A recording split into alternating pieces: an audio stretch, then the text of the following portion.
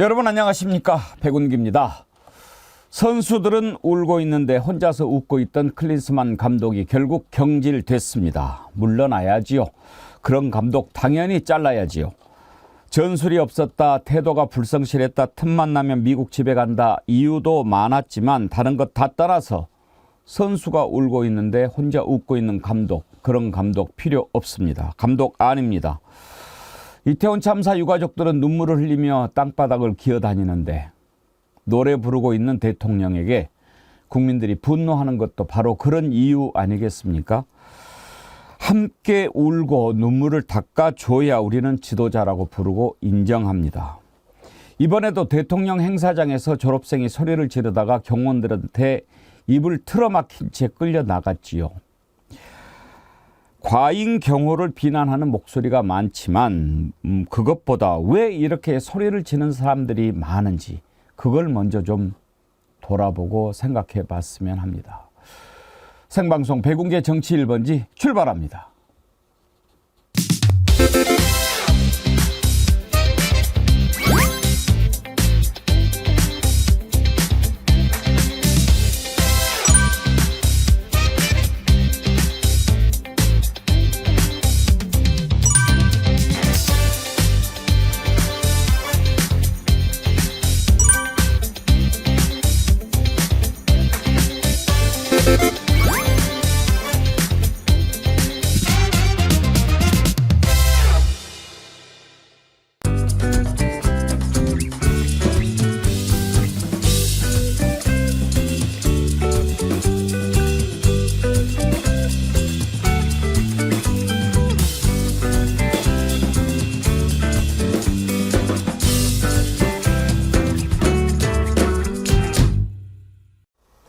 네, 정어리몰에서 또 아주 좋은 상품을 준비를 했군요. 이번 주 토요일이 대보름이죠. 정월 대보름, 대보름 세트 준비했는데 정어리몰에서 아주 시의적절하게 준비한 것 같습니다. 제가 추천합니다. 그리고 지난주에 제가 정어리 점프 운동 하자 이렇게 말씀을 드렸는데 많은 분께서 호응해 주셨습니다. 제가 말씀 부탁드린 이후로 5,000명 이상 이렇게 또 구독 권유해 주셔서 22만 명 넘어서고 이제 23만 1000명, 22만 3,000명 됐네요. 여러분들 우리가 점프합시다. 점프해서 4월 1일 총선에 41만 명 꼭 만들어서 함께 한번 좀 승리하는 그런 기록을 세워봅시다. 이채 양명주 잊지 마시고요.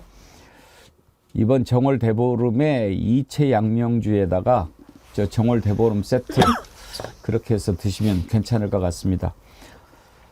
함께 하실 세 분 패널 소개합니다. 전예현 우석대 개건교수, 김준혁 한신대 교수, 장성철 공론센터 소장 나오셨습니다. 어서 오십시오. 네, 안녕하세요. 김준혁 교수님, 이채 양명주가 무슨 술인 줄 아시죠? 예, 잘 알고 있습니다. 장성철 소장은 알아요? 네, 저번에 말씀해 주셔서 알고 있습니다. 기억해요? 네, 뭐 정확히 기억 못하는데 네. 어떠한 의미를 갖고 있는지는 알고 있어요. 한번 해보세요. 네, 이 뭐더라? 이태원 참사. 네, 정어리 아니면 다 압니다. 제가 아직 정의위원이 아니라서. 정말? 네. 구독 안 했어요? 제가 구독은 했는데 아직 그 멤버십 가입을 안 해가지고. 아니에요. 우리는 저 멤버십 아니래도 근데 이게 구독하면 정어리언입니다. 이채 양명주 의미를 알고 있거든요. 근데 우리가 그냥 단순히 이거를 그냥 술 한 잔 이렇게 표현하는 게 좀 적절치 않은 것 같아서 저는 되게 마음 아파하는 분들을 상징적으로 표현하신 단어잖아요. 그래서 저는 참 그렇더라고요. 이거 또 그렇게 슬퍼요. 말씀하시니까 또 좀 그러네요. 이걸 너무 웃고 넘기기에는 네, 무거워요. 그런 단어가 무거운 단어죠. 네, 무거운 단어예요. 그래서 예. 저는 이 단어를 말씀하실 때마다 상당히 좀 가슴을 짓눌러요. 왜 우리가 이분들의 아픔과 슬픔을 이렇게 외면할까? 왜 윤석열 대통령은 집권 세력은 왜 이분들을 이렇게 방치할까? 그 생각 때문에 마음이 아파요. 그렇게 말씀하시니까 제가 근데 수련해 이 주는데 말도 일리가 있고 하지만 이채 양명주가 갖고 있는 의미가 또 더 깊게 해석될 수도 있습니다. 예전에 우리 선조들은 어떤 큰 나라 일을 위해서 고천제라는 걸 했거든요. 예. 그 하늘에 알리는 알리는. 제사죠. 이 고천제에서 핵심이 이제 향과 술 아니겠습니까? 그 향이라는 건 이제 하늘에 있는 분들한테 올리기 위해서 연기가 위로 올라가고 술잔을 따르는 것은 이제 땅에 있는 백한테 우리가 이제 혼배가 할 때 혼은 하늘에 있고 백은 땅에 있는 건데 백한테 이제 주면서 땅에 이제 쏟아붓기도 하지만 실제로 고천제에서는 이제 술을 하늘에 올리면서 땅에다 쏟아붓거든. 이 술이 갖고 있는 의미라는 것이 바로 이 인간과 어떤 하늘과의 관계 속에서 새로운 결의를 다지는데 가장 중요한 그 매개물이거든요. 그런 측면에서 이채양명주가 갖고 있는 의미가 좀 더 새로운 나라를 만드는데 역할을 하는 거라고 또 해석을 하면 우리 백운기 선생님께서 이렇게 계속 강조하시는 이채양명주의 의미가 더 커질 거라고 생각합니다. 저는 꼭 한마디 드려도 될까요? 이채, 양명 다 기억해 주시면 더 좋은데 정말 어려우시면 이채라도 기억해 주시면 좋겠습니다. 이태원 참사와 최승훈 상병 사망 사건은 정말 우리가 꼭 기억하고 진상을 밝혀야 유가족들이 정말 잠이라도 잘 수 있는 사안입니다. 고 최승훈 상병 관련해서 수사를 하다가 오히려 외압을 받고 있는 박정훈 대령을 제가 최근에 뵀었고요. 박정훈 대령님이 백운기 앵커님한테 너무 감사하다. 그리고 이 사안을 계속 다뤄줘서 고맙다고 정말 큰 힘이 없는 저한테까지 감사 인사를 하셨습니다. 그리고 박정훈 대령이 민주주의자 김근태상을 받는 그 수상 현장에 아들을 군에 보내놓고 억울하게 잃은 유가족들이 와서 정부에게 진실을 밝혀달라고 요구하는 것이 아니라 박정훈 대령님에게 감사의 박수를 보냈다는 이 지점을 우리는 똑똑히 봐야 됩니다. 사실은 나라가 해결해서 이 억울한 죽음이 없도록 밝혀주고 유가족들을 달래주고 먼저 세상을 떠난 장병들을 위로해줘야 되는데 그게 아니라 정부에서 지금 짓누르고 있는 박정훈 대령한테 유가족들이 응원하고 박수치고 감사하다는 이 현실을 우리는 정말 똑똑히 봐야겠습니다. 전혜영 교수님께서 박정훈 대령 이렇게 만나고 또 감사하게도 저하고 전화를 연결을 시켜주셨어요. 네. 그래서 박정훈 대령한테 이렇게 통화하면서 힘내시라 항상 우리가 곁에 있다 이렇게 말씀을 드렸고 시간이 되면 우리 정치 1번지 한번 모시고 싶다고 그랬더니 지금은 또 여러 가지 상황 사정이 방송 출연하기는 좀 어려운 상황이라고 그래서 알겠다. 기회가 되면 한번 보자. 이렇게 얘기를 했습니다. 건강하시던가요? 네, 건강하시고요. 그분의 상황을 가시면류관에 쓴 상황이라고 많은 분들이 말씀을 하셨지만 후회하지 않고 또 최승훈 상병에 관련된 사망사건 진실을 밝히기 위해서 노력하겠다고 했고 해병대 분들이 사실은 민주주의상을 받는다는 건 흔치 않은 일입니다. 빨간색 이 해병대 옷을 입은 분들이 그 자리에 와서 같이 박수치고 응원해 주는 것을 보니까 그래도 우리 군에도 희망이 있다 이런 생각이 들었습니다. 예. 이채 양명주 제가 총선 때까지 잊지 말자 이렇게 말씀을 드리는데 장성철 소장님 하신 말씀도 제가 잘 유념해서 이게 웃음기를 거두고 우리가 총선 때까지 기억해야 할 것 그렇게 5가지로만 집중하도록 하겠습니다. 웃을 일은 아니죠. 어떻게 웃을 일이겠습니까? 하나하나 생각하면은 다 가슴 아픈 일 아닙니까? 이태원 참사, 최승훈 상병 사망 사건, 외압 의혹, 양평 고속도로 의혹, 그리고 명품 가방, 주가 조작 이런 것들 다 우리 국민들이 기억해야 합니다. 그리고 심판해야 합니다. 반드시 그 값을 치르게 해야 합니다. 그런데 그렇게 잘 될까 하는 점에 있어서는 여러 가지로 마음이 좀 답답합니다. 오늘 먼저 다뤄볼 이슈는 지난 금요일 윤석열 대통령이 카이스트 학위 수여식에 참석했을 때 일어난 일입니다. 이번에도 졸업생이 소리를 지르다가 경호원들한테 입을 틀어막힌 채 끌려 나갔는데요. 저는 이걸 보면서 뭐 과잉 경호 비난들을 많이 합니다만 왜 이렇게 대통령이 참석하는 곳에서 사람들이 소리를 질러야 하는가, 외쳐야 하는가, 그런 일이 일어났다고 한탄할 게 아니라 그런 일이 일어나지 않게는 할 수 없을까, 그런 생각이 참 많이 들었습니다. 그걸 좀 오늘 생각해 보도록 하겠습니다. 그 장면을 먼저 보실까요? 오늘 뒤에서 보관하십시오. 잘생기지 말고 안에 뒤에서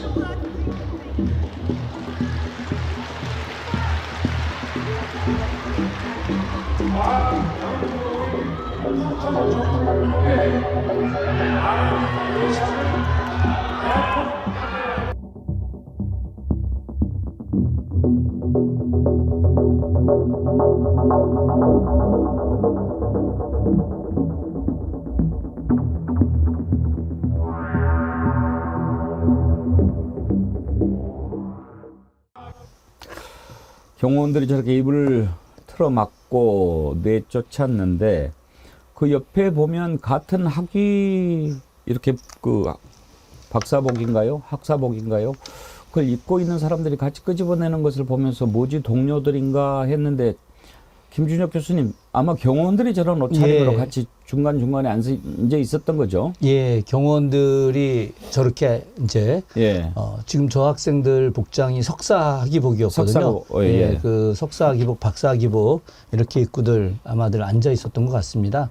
보통 일반적으로 뭐 병원에 가면은 대통령이 병원에 가면 의사 가운을 입고 있는 경우들도 있고 간호사들은 뭐 간호사 복장 입고 있는 경우들도 있는데 저 복장 사실 굉장히 어이가 없었죠. 뭐 저도 관련해서 좀 취재를 좀 했는데 당시 그 학생들이 굉장히 많은 분노를 하면서 카이스트 역사에서 일종의 치욕 같은 모습이었다고 많이들 이야기하고 있습니다. 카이스트 학생이 카이스트가 어떤 곳입니까? 그야말로 과학기술 전당 아니겠습니까? 그런데 R&D 예산을 삭감한 대통령이 와서 그렇게 축사를 하고 있으니까 저런 얘기 나올 법한다고 저는 생각합니다. 대통령실에서 입장문을 냈어요. 오늘 윤석열 대통령이 참석한 학위수여식에서 소란이 있었다. 대통령 경호처는 경호구역 내에서 경호 안전 확보, 행사장 질서 확립을 위해서 소란 행위자를 분리 조치했다. 이는 법과 규정, 경호 원칙에 따른 불가피한 조치였다. 이렇게 얘기하는데 전희연 교수님 이게 불가피했다고 보십니까? 도저히 그럴 수가 없습니다. 일단 물리적으로 상당히 먼 거리였었죠. 그렇기 때문에 맞지 않고요. 또 하나 이 자리가 대통령실이 주관하는 행사도 아니에요. 학생들이 주인공이고 축복받아야 될 졸업식에 와서는 정작 졸업생을 끌어내는 것도 참 어이없는 일입니다. 대통령 경호법에서 말하는 경호는요, 대상자의 생명과 재산을 보호하기 위해 신체에 가해지는 위해를 방지하거나 제거하기 위한 안전활동이라고 하는데, 대통령과 가까이 치도 않고 저렇게 먼 자리에서 R&D 예산 삭감하지 말고 복원해달라는 게 도대체 무슨 위해가 된다는 건지 문제라고 봅니다. 이거 직권남용의 소지가 충분히 있다고 보고요. 이 정도면은 경호가 아니라 폭력입니다. 지금 인터넷에서 나오는 말이 과학 대통령이 아니라 윤석열 대통령 가학 대통령이다. 국민에게 가학적 행동을 한다. 이런 말이 나오는 이유를 좀 돌아봐야겠습니다. 장성철 소장은 대통령실 입장에 대해서 어떻게 생각하십니까? 그러니까 저기서 대통령이 참여하는 곳에서 저러한 소란을 벌인 것에 대해서 경호처의 매뉴얼대로 우리는 행동했다라는 부분도 이해가 되고 꼭 저런 모습을 보였어야 되느냐라고도 비판하고 싶습니다. 그러니까 본인이 하고 싶은 말을 하고 싶어 하는 거잖아요. 표현의 자유 문제일 수가 있어요. 그러니까 외치는 형식이 조금 부적절했다고 하더라도 저렇게 폭력적으로 끌어내는 것이 과연 맞는 것이냐. 저런 모습이 과연 국민의힘과 윤석열 대통령에게 긍정적이고 호감도가 높아지는 행동들이냐라고 비판하지 않을 수가 없고요. 차라리 윤석열 대통령이 저번에 강의원 때도 저런 문제가 있었잖아요. 그러니까 저런 문제와 관련해서는 좀 사전에 경호처에 좀 얘기를 해서 저번에 그렇게 좀 끌려나가는 모습 별로 강성이.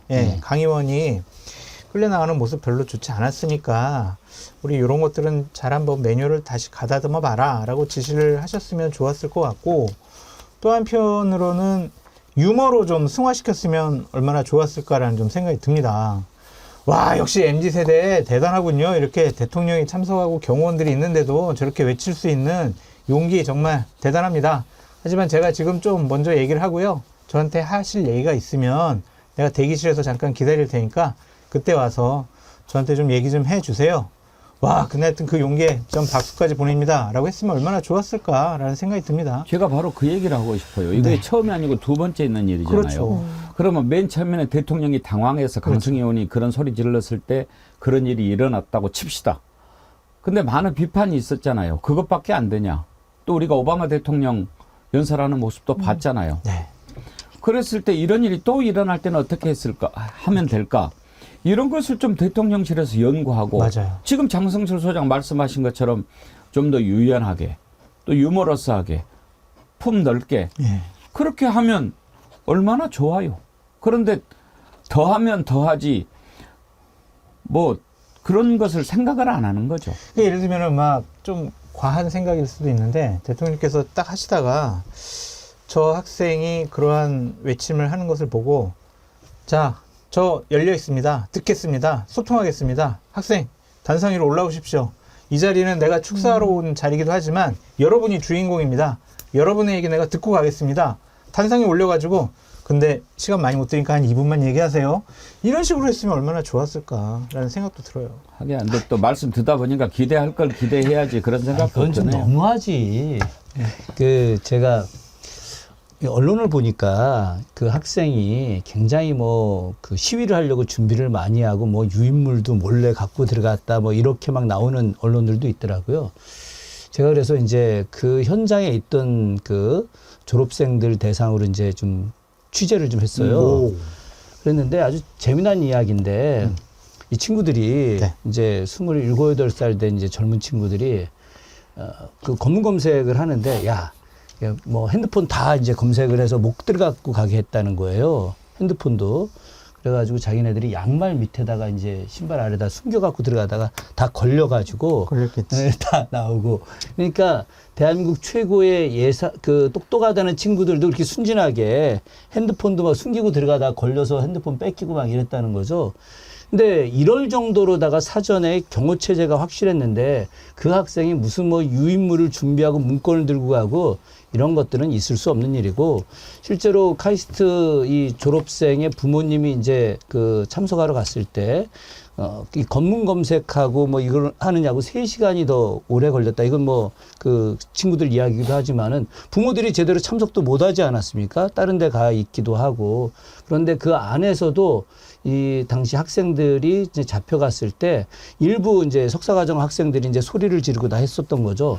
중요한 것은 2가지의 거짓말을 하고 있는데 첫 번째는 그 학생이 의도적으로 이렇게 예산을 갖다가 복원하라고 하긴 시위를 갖다 준비하고 뭔가 그 준비된 문건들을 갖고 갔다. 이게 첫 번째 거짓말이고 두 번째로는 윤석열 대통령이 예산을 회복하겠다라고 하는 것 자체도 거짓말입니다. 예산이라고 하는 것은 정책을 그대로 보여주는 것이고 정책을 수치로 나타내는 거예요. 수치로. 그런 측면에서 R&D 예산을 갖다가 근 4조 이상 삭감한 거 아니겠습니까? 실제로 카이스트 대학원생들 그 이전에 받던 연구 보조금의 3분의 1만 받게 돼 있어요. 그렇기 때문에 지금 상당히 심각한 상황으로 갔는데 이렇게 되면 카이스트의 연구뿐만이 아니라 대한민국 전체의 어떤 연구 기반이 붕괴가 된다. 이거에 대해서 저는 그 대통령이 계속 와서 이런 이야기 하는데 추경 예산을 통해서 100% 복원한다. 이걸 갖다가 이야기해야 돼. 괜히 계속 뭐 복원한다 얘기하지 말고 명확하게 수치를 가지고 복원해야 된다. 말씀을 하셔야 됩니다. 그렇죠. 이거 한마디 드리고 싶어요. 그리고 이게 정말 나라 전체가 어려우니까 우리가 살찔살찔 줄이자 이런 게 아니라 윤석열 대통령이 연구비 카르텔 막 현 정부에서 이렇게 얘기를 했단 말이에요. 그러니까 과학계가 이미 한번 그때 모욕감을 느끼고 이미 작년부터 과학계에서 이런 것에 대해서 굉장히 분노하고 반발한다는 기사가 많이 나왔습니다. 그리고 어떤 일이 있었냐면은 포스트 닥터라고 하잖아요. 지금 박사과정 이후에 연구원생들이 다 실업자가 될 위기가 놓여서 교수님들 찾아서 막 운다는 거예요. 이렇게 해가지고 우리가 계속 연구할 수 있겠느냐. 그러니까 이거는 단순히 정치적인 의제가 아니라 과학계 내부에서도 문제의식을 가지고 있고 분노하던 게 이번 사태를 통해서 드러난 거지 한 청년이 돌발적으로 행사를 방해한 거라고 보기에는 그 맥락이 굉장히 깊고 우리가 돌아봐야 될 부분이 분명히 있습니다. 예. 카이스트 동문들도 상당히 좀 반발을 하고 있는데요. 카이스트 동문의 입장을 한번 들어보겠습니다. 다음의 사항을 요구한다.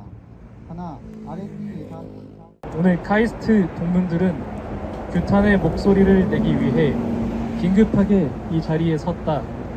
R&D 예산 삭감으로 불투명한 미래를 마주하는 카이스트 졸업생들 앞에서 미안함이라고는 찾을 수 없는 공허한 연설을 늘어놓고서는 행사의 주인공인 졸업생의 입을 가차없이 틀어막고 쫓아낸 윤석열 대통령의 만행에 분노를 금할 수 없다. 윤석열 대통령은 당장 쫓겨난 카이스트 졸업생과 전체 카이스트 구성원에게 사죄하길 바란다. 카이스트 동문들의 기자회견 내용을 들어봤는데요. 정치권에서도 이걸 놓고 이제 공방이 벌어지고 있습니다. 개혁신당의 양향자 원내대표가 R&D 예산 복원하십시오. 대통령한테 이 말을 한 카이스트 학생이 질질 끌려 나갔다.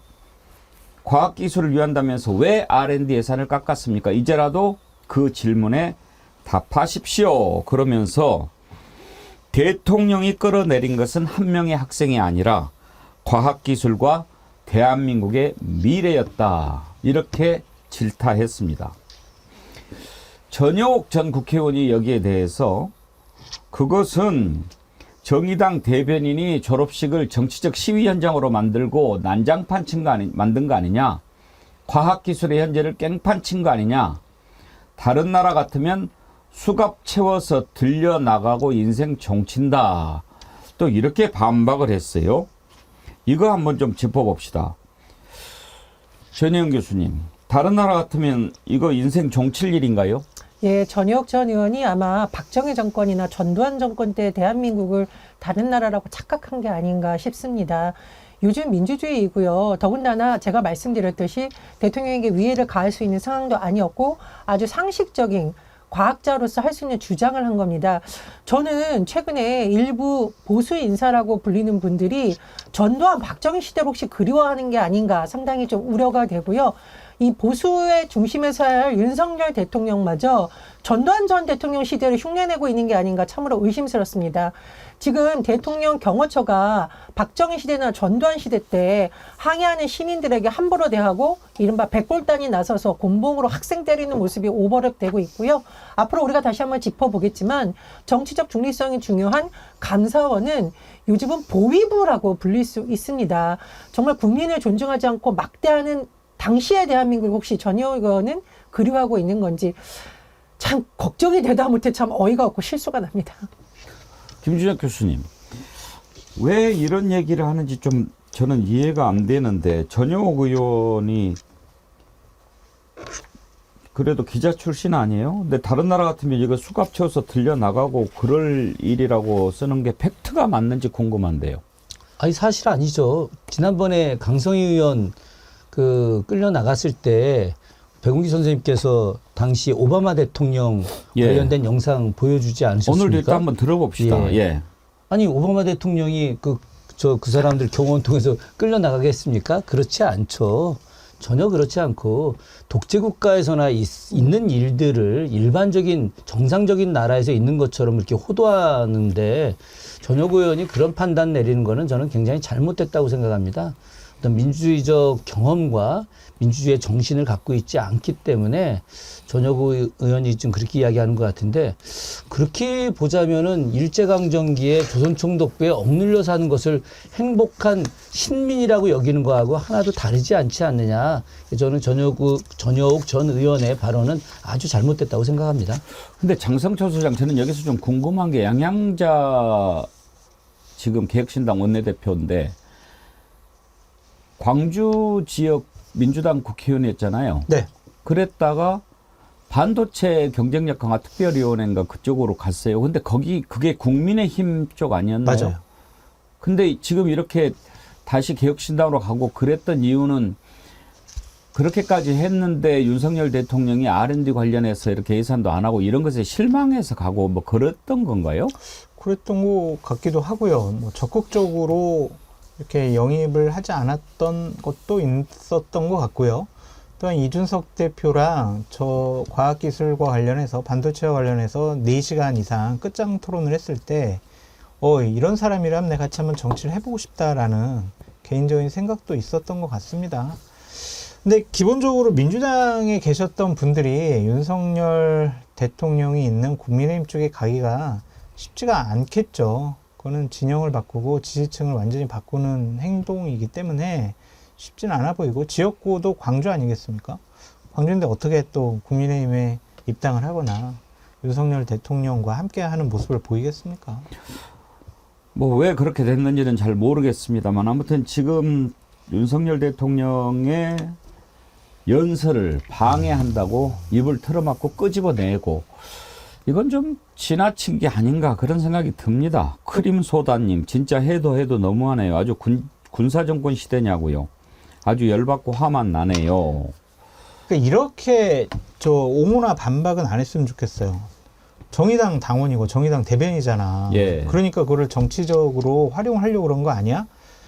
정의당 당원이고 대변인이 이전에 대한민국 국민이고요. 카이스트 학생 아닙니까? 본인들의 생각과 판단을 저렇게 나타낸 것. 뭐 방법이야 부적절한 부분도 있지만 저런 거를 억압하고 폭력적으로 진압하는 것은 아무리 생각해도 옳지 않은 것 같습니다. 예. 여러 차례 이야기했지만 왜 소리를 지르게 만드냐 이거예요. 카이스트 학생으로서 R&D 예산 그거 얘기하고 있으면 그거 이야기 안 하면 그것도 좀 의식에 문제가 있는 거 아닌가 그런 생각도 듭니다. 녹색정의당의 대표가 이건 민주주의의 퇴행이다 이렇게 비판을 했는데 그 발언도 잠깐 들어볼까요?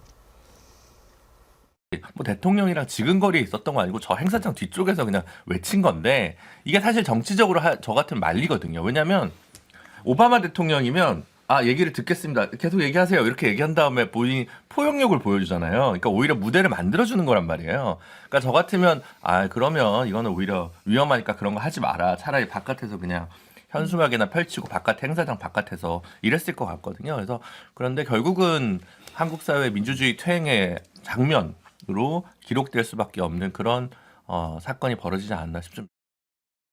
제가 좀 한마디 좀 드리고 싶습니다. 이 R&D 예산을 삭감했다는 게 지금 어떻게 대한민국의 과학기술 이 발전을 저해하고 있다. 이런 걸 피부로 잘 못 느껴요. 우리 국민들이. 예를 들어서 제가 좀 하나 설명을 좀 하겠습니다. 보통 카이스트는 학부생이 정원이 750명이에요. 네. 예, 그리고 이제 석사과정생, 박사과정생들이 한 3분의 1 정도가 진학을 합니다. 그러니까 대학 졸업하고 진학하지 않고 일반 기업체를 가거나 아니면 뭐 요즘은 로스쿨 가는 사람들도 많이 있어요. 근데 보통 이제 우리가 연구자라고 하면은 보통 박사과정급 이상을 연구자로 보통 이야기합니다.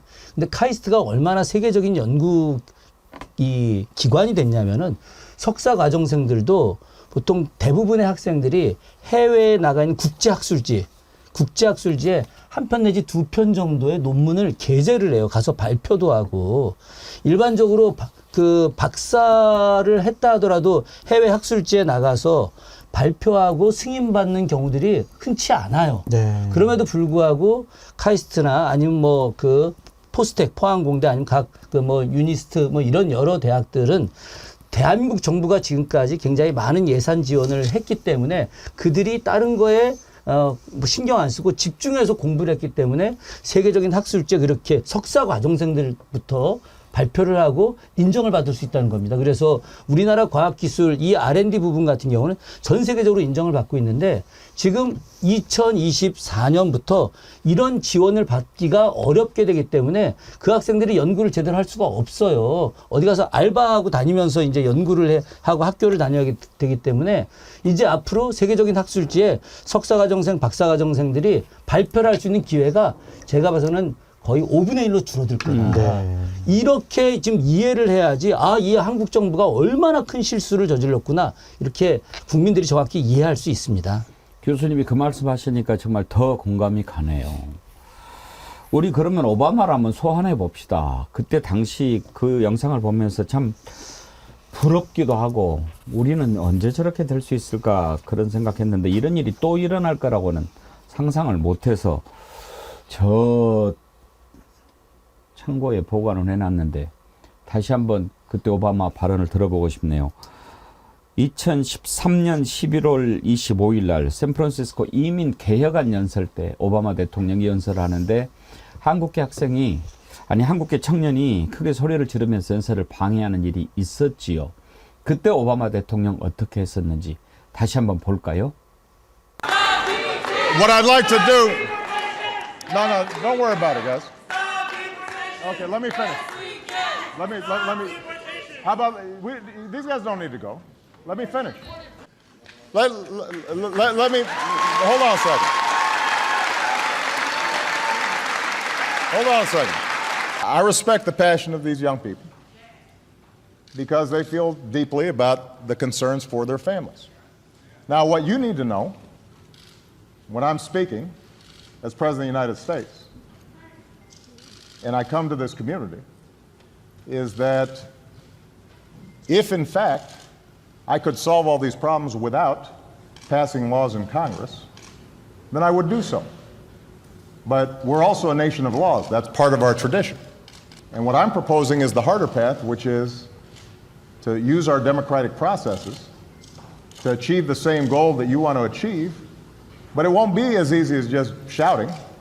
It requires us lobbying and getting it done. So,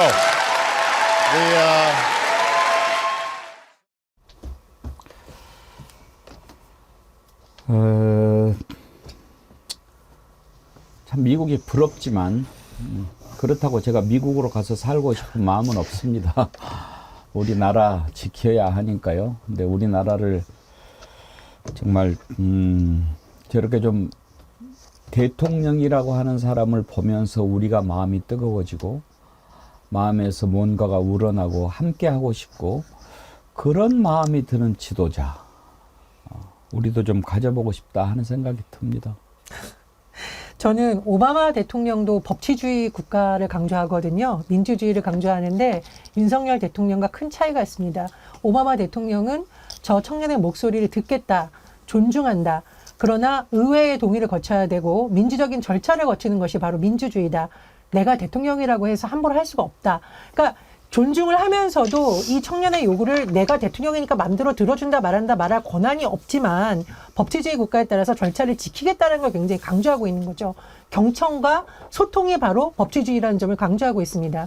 그런데 윤석열 대통령과 윤석열 정부에서는 툭하면 법을 들이대서 청년들을 때리고 야당 의원의 입을 틀어막고 심지어 곳곳에서 말도 안 되는 명품백 수수 논란에 대해서도 법치주의 운운하는 거 보면서 저는 정말 기가 막히고요.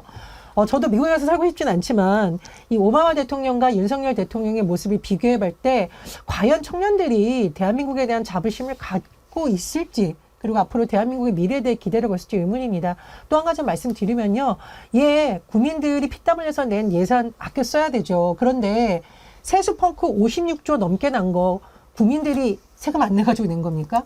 정부에서 세금 정책과 관련해서 계속 감세 정책 핀 것이 큰 원인이라고 보수 언론에서도 비판하고 있지 않습니까? 그 고통을 왜 학생들한테 전가시키고 카르텔 운운하면서 과학자들을 모욕하냔 말이에요. 결국은 이 부담을 직장인들의 유리지갑으로 지금 채우려 한다라는 비판도 나오고 있는데 윤석열 대통령 좀 한동훈 장관, 한동훈 비대위원장의 말을 듣자면 본인 예산 월급부터 좀 삭감하시는 게 어떨까 이런 생각도 드네요. 장 소장님, 오바마 대통령 같은 대통령 우리가 가질 만한 민도가 안 됩니까? 우리나라에서는 불가능할 것 같습니다. 왜요? 영남과 호남이라는 보수와 진보라는 지역적이고 이념적으로 쫙 갈라진 나라에서는 저렇게 통합형 대통령이 나오기는 쉽지 않아 보여요. 나는 그렇게 생각 안 합니다. 그러니까 상대 진영을, 상대 지역을 지속적으로 혐오하고 적대감을 해야 본인들이 당선될 수 있다라고 생각하는 그런 상황이거든요. 쉬워 보이지가 않아요. 쉽지 않지만 네. 또 반드시 만들어내야죠. 옳으신 말씀입니다. 요즘에 여론조사 나오는 거를 보면은요, 윤석열 대통령 지지율이 조금씩 올라가고 있다. 그리고 뭐 민주당이 국민의힘에 뒤진다. 이런 여론조사들이 나옵니다. 여러 가지 이유가 있겠지요. 그런데 가장 큰 이유, 저는 국민들이 잊어먹고 있다. 이렇게 생각합니다. 제가 이채양명주를 계속 외치는 것도 잊지 말자라고 하는 거거든요. 그래서 그런 걸까요? 요즘에 김건희 씨가 다시 슬금슬금 기어 나옵니다. 지난번에 네덜란드 갔다 온 뒤로 얼굴을 보이지 않은 게 63일인가 됐다고 어디서 셌던데 아무튼 2달 넘었어요. 신년에 뭐 대통령이 이런저런 행사하고 뭐 쇼도 하고 그러는데도 얼굴을 안 보이고 완전히 꼭꼭 숨어라 했는데 요즘에 좀 다시 나타나요. 일단 뭐부터 시작하냐면 무슨 편지를 이렇게 딱 보냈어요. 어떤 편지인지 지금 이제 김건희 이름이 보이죠. 저게 3년 전에 한강 투신자 수색하다가 순직했던 고 유재국 경위 유가족들에게 보내는 위로 편지입니다. 그때 순직 4주기를 맞아서 부인과 아들 추모 편지 과일 바구니 전달하고 그랬죠. 그러면서 저렇게 편지를 딱 보내가지고 위로를 한다 이렇게 했는데 왜 저 편지를 보냈고 그 편지를 공개했을까요? 궁금하지 않습니까? 이게 어떤 신호탄 같은데 김준혁 교수님 어떻게 보세요? 뭐 당연히 신호탄이죠. 예, 이제 앞으로 다시 공개적으로 행보하겠다. 지금까지는 그 명품백 관련된 여러 이슈 때문에 본인이 이제 나오는 것이 굉장히 좀 부적절하다. 물론 그 본인 판단이었는지 아니면 대통령실 판단 혹은 국민의힘 판단 혹은 요청에 의해서 활동을 안 했는지 모르겠지만 이제 본격적으로 다시 나오겠다 이런 거 아니겠습니까? 아마 국민의힘 입장에서는 굉장히 당혹스럽지 않을까. 4월 총선까지 계속 좀 안 나와주기를 바랬을 텐데 이렇게 김건희 여사가 공개적인 활동을 하겠다라고 하는 이제 신호를 보이는 거 이 자체가 굉장히 부담스럽지 않을까 하는 생각이 드는데 저는 김건희 여사를 한 번도 본 적이 없기 때문에 그분의 어떤 성정을 제가 알 수는 없습니다.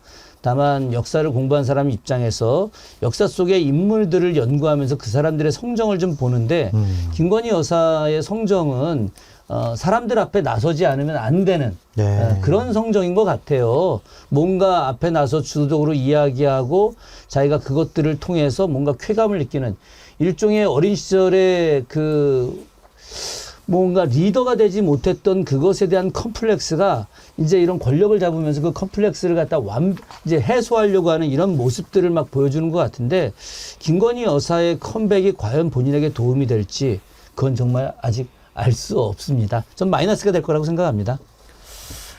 김건희 여사가 정말 실세라는 게 저는 최근 행보에서도 또 드러나는 것 같아요. 제가 솔직하게 묻고 싶습니다. 국민의힘 후보들 중에 어떤 후보가 김건희 여사의 이런 행보를 반길까요? 반긴다면 공개적으로 한번 얘기해 보십시오. 국민의힘을 위해서 김건희 여사가 놔둬달라고. 최근 각종 여론조사의 흐름을 쭉 보더라도 김건희 여사의 명품백 논란, KBS에서 쬐끄만한 파우치라고 주장하는 이것에 대한 여론은 아직 해소되지 않았습니다. 그리고 수사를 통한 진실 규명을 요구하는 목소리도 더 높다고 봐야 되는데요. 이 상황에서 김건희 여사가 나서는 거를 대통령실도 못 말리고 여당에서도 못 말리니까 저렇게 행보하는 거 아니겠어요? 그럼 윤석열 대통령은 총선보다 김건희 여사의 심기를 살피는 게 더 중요한 것이냐 이런 말이 나오고 역시 실세는 김건희 여사다 이런 말이 또 나올 수밖에 없다고 봐요. 근데 이제 편지만이 아니고 윤석열 대통령이 엊그제 넷플릭스 CEO와 오찬을 함께 했는데 이 자리에 배우 이정재 씨도 함께하고 김건희 씨도 함께했다라고 해요. 그런데 이제 대통령실에서 공개한 사진을 보면 이정재 씨하고 넷플릭스 CEO가 양쪽에 서 있고 그 밑에 또 반려견이 함께 있는데 김건희 여사는 또 빠졌어요. 그러니까 김건희 여사 사진은 공개하지 않았는데 여기에 참석을 한 거죠. 장성철 소장, 네. 왜 그렇게 했을까요? 뭐예요, 그러면? 김건희 여사에 대한 부정적인 관심도와 반응의 민감도가 높기 때문에 일단은 사진이나 어떤 실질적인 활동을 보여주는 것은 아직도 부담스럽다. 그러니까 활동은 하는데 왜 사진은 안 찍어, 안 보내요? 그러니까 정무적인 판단이겠죠. 김건희 여사의 모습이 나타나는 순간 그 사진이 또 이제 우리 정어리 TV 같은 곳에서 이제 띄워놓고 김건희 여사가 명품백 받았네 안 받았네 이렇게 이용을 할 거니까 일단 사진은 안 내는 게 좋겠다. 모습은 안 보이는 게 좋겠다라는 정무적인 판단이 있는 것 같습니다. 그러니까 대통령실도 본능적으로 느끼는 거죠. 김건희 여사가 등장하면 할수록 총선에는 부정적인 영향을 끼친다라는 것을 알고 있는 거예요. 그런데 그러면 김건희 여사 왜 굳이 그 자리에 참석을 하시고? 그 관저까지 왔는데 그러면 거기는 안주인이 그러면 그냥 당신들끼리 먹어요 뭐 이러겠습니까? 아니 일단은 뭐 김건희 여사가 그 문화 콘텐츠 예술과 관련된 이제 전문가라고 또 본인이 자처하고 있지 않습니까? 또 믿으시는 거죠? 아니 박사 논문도 그러니까 믿으시는 거죠? 김준혁 교수님도. 믿지는 않지만 제가 박사 논문을 꼼꼼히 다 읽어본 사람이에요. 저 김건희 여사 석사 논문, 박사 논문을 밑줄 쳐가면서 제가 읽은 사람입니다. 괜찮아요? 예. 재밌어요? 아니 뭐 내용에 대한 평가는 제가 뭐 할 이유가 좀 없고요. 그 전문가로서의 글은 전혀 아니다라고 하는 것이 또 전문가인 제 입장에서 이야기하고 싶은 건데 네. 이미 지난 4월 달에 미국 갔었을 때 넷플릭스 그 공동 창업자를 좀 만난 것이 그렇죠. 이제 기사로 나와 있지 않습니까? 아마 그것에 대한 이제 연장선상이라고 전 뭐 이해하고 싶기도 하고 또 관저에서 같이 이야기하면서 그 오징어 게임 2와 관련된 아주 보다 좋은 드라마 만들고 세계적으로 확대하는 뭐 이런 이야기를 했다고 나와 있는데 저는 뭐 그런 측면에서는 긍정적이라고 봅니다. 우리가 무조건 김건희 여사를 뭐 비판하고 비난하고 이런 것들이 아니라 나라를 위해서 제대로 역할을 할 수 있다면 영부인의 역할에 대해서 우리가 박수치고 긍정적으로 보는 건 마땅하다고 생각을 하죠. 저는 그 김건희 여사가 문화예술 정책과 관련된 특히나 문화 콘텐츠, K 콘텐츠와 관련된 이 부분 속에서 제대로 된 역할을 해주면 좋겠다. 그러나 그것이 우리가 계속 이야기하는데 사적인 이익으로 빼서는 안 된다. 어떤 이것들 갖다 진짜 전문가들하고 같이 논의해서 전문가들과 함께 문화 프로그램 발전을 추구해야지 자신들의 사적 어떤 기관들 네트워크를 이용해서 그야말로 자기네들의 그런 카르텔을 형성해서 그것으로 돈을 벌려고 하는 일을 해서는 안 된다는 걸 다시 한번 강조하고 싶습니다. 근데 저는 김준혁 교수님의 말씀에는 동의를 못 하겠어요. 그러니까 대통령 배우자가 어떤 문화 콘텐츠에 관심이 많다고 대한민국의 문화 콘텐츠, 문화 창달에 노력을 기울여달라, 역할을 해달라? 이것은 아닌 것 같아요. 이것은 대통령 배우자로서 할 수 있는 법적인, 권한적인 규정이 없기 때문에 그냥 관여 안 하시고 원래 약속대로 그냥 내조만 하셨으면 좋겠어요. 근데 김건희 여사가 나서서 넷플릭스 투자가 뭐가 바뀔 거라고 기대하는 국민이 솔직히 있을까 싶고요. 더구나 윤석열 대통령 그 자리에 있었지 않습니까? 이정재 씨랑. 뭐 그 정도까지는 국민들이 용인하겠지만 굳이 김건희 여사가 저 자리에 있어야지 K 콘텐츠가 더 활성화되고 국격이 높아진다는 것에 동의하는 국민은 별로 없을 거라고 생각을 합니다. 오히려 김건희 여사가 개발 그냥 조용히 계시면서 아무것도 안 하는 게 아예 아무것도 안 오히려 해요. 리스크를 줄일 수 있는 나는 이 두 것이 분의 아닐까. 의견에 다 동의하면서 제가 왜 굳이 이런 발언을 했느냐. 네. 아니 윤석열 대통령이 무슨 힘이 있어요. 실제 일은 김건희 여사가 다 하는 거니까 그래서 김건희 여사한테 이렇게 부탁해야지 K 콘텐츠 활성화될 거 아니겠습니까. 이 제 이야기에 대해서는 장 선생님 동의하시나요? 아니요, 전혀 동의하지 않습니다.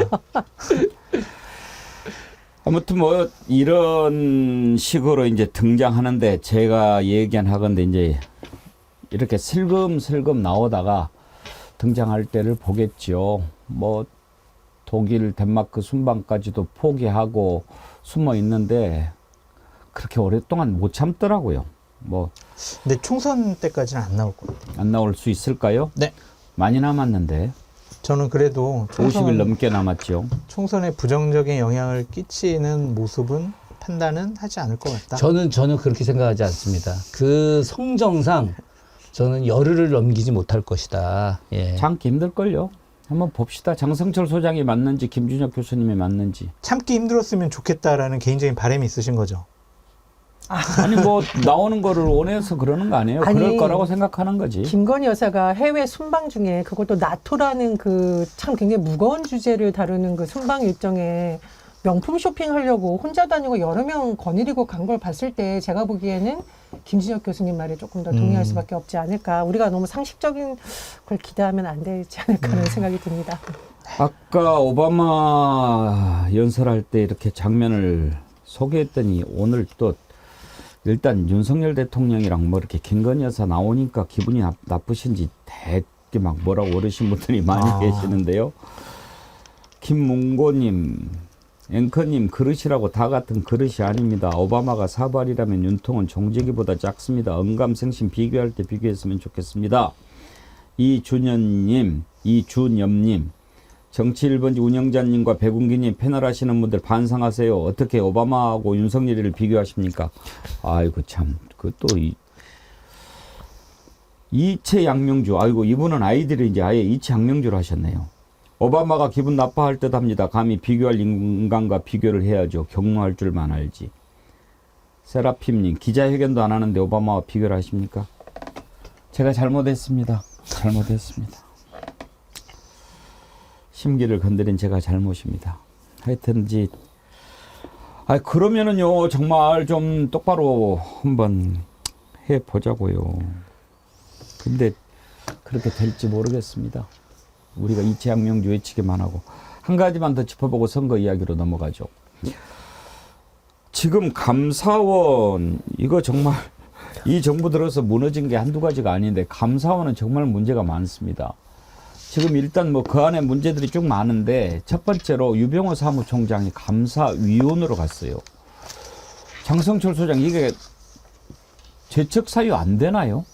그렇게도 보여져요. 어쨌든 윤석열 정부 취임 이후에 대통령 집무실과 관저를 옮기는 과정 중에서 뭐 직권남용 같은 불법은 있었는지 없었는지 이것에 대한 국민감사 청구가 이루어졌기 때문에 감사원이 재작년부터 이걸 조사하고 있는데 결론을 내리기가 싫은 것 같아요.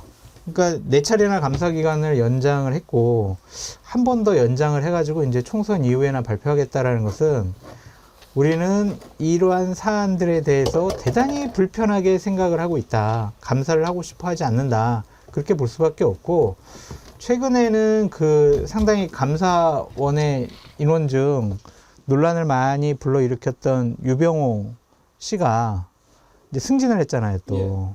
그래서 감사원 자체가 공정하고 객관적인 감사를 할 수 있을까? 감사원장 또 누가 임명합니까? 결국에는 뭐 대통령이 임명하는 자리잖아요.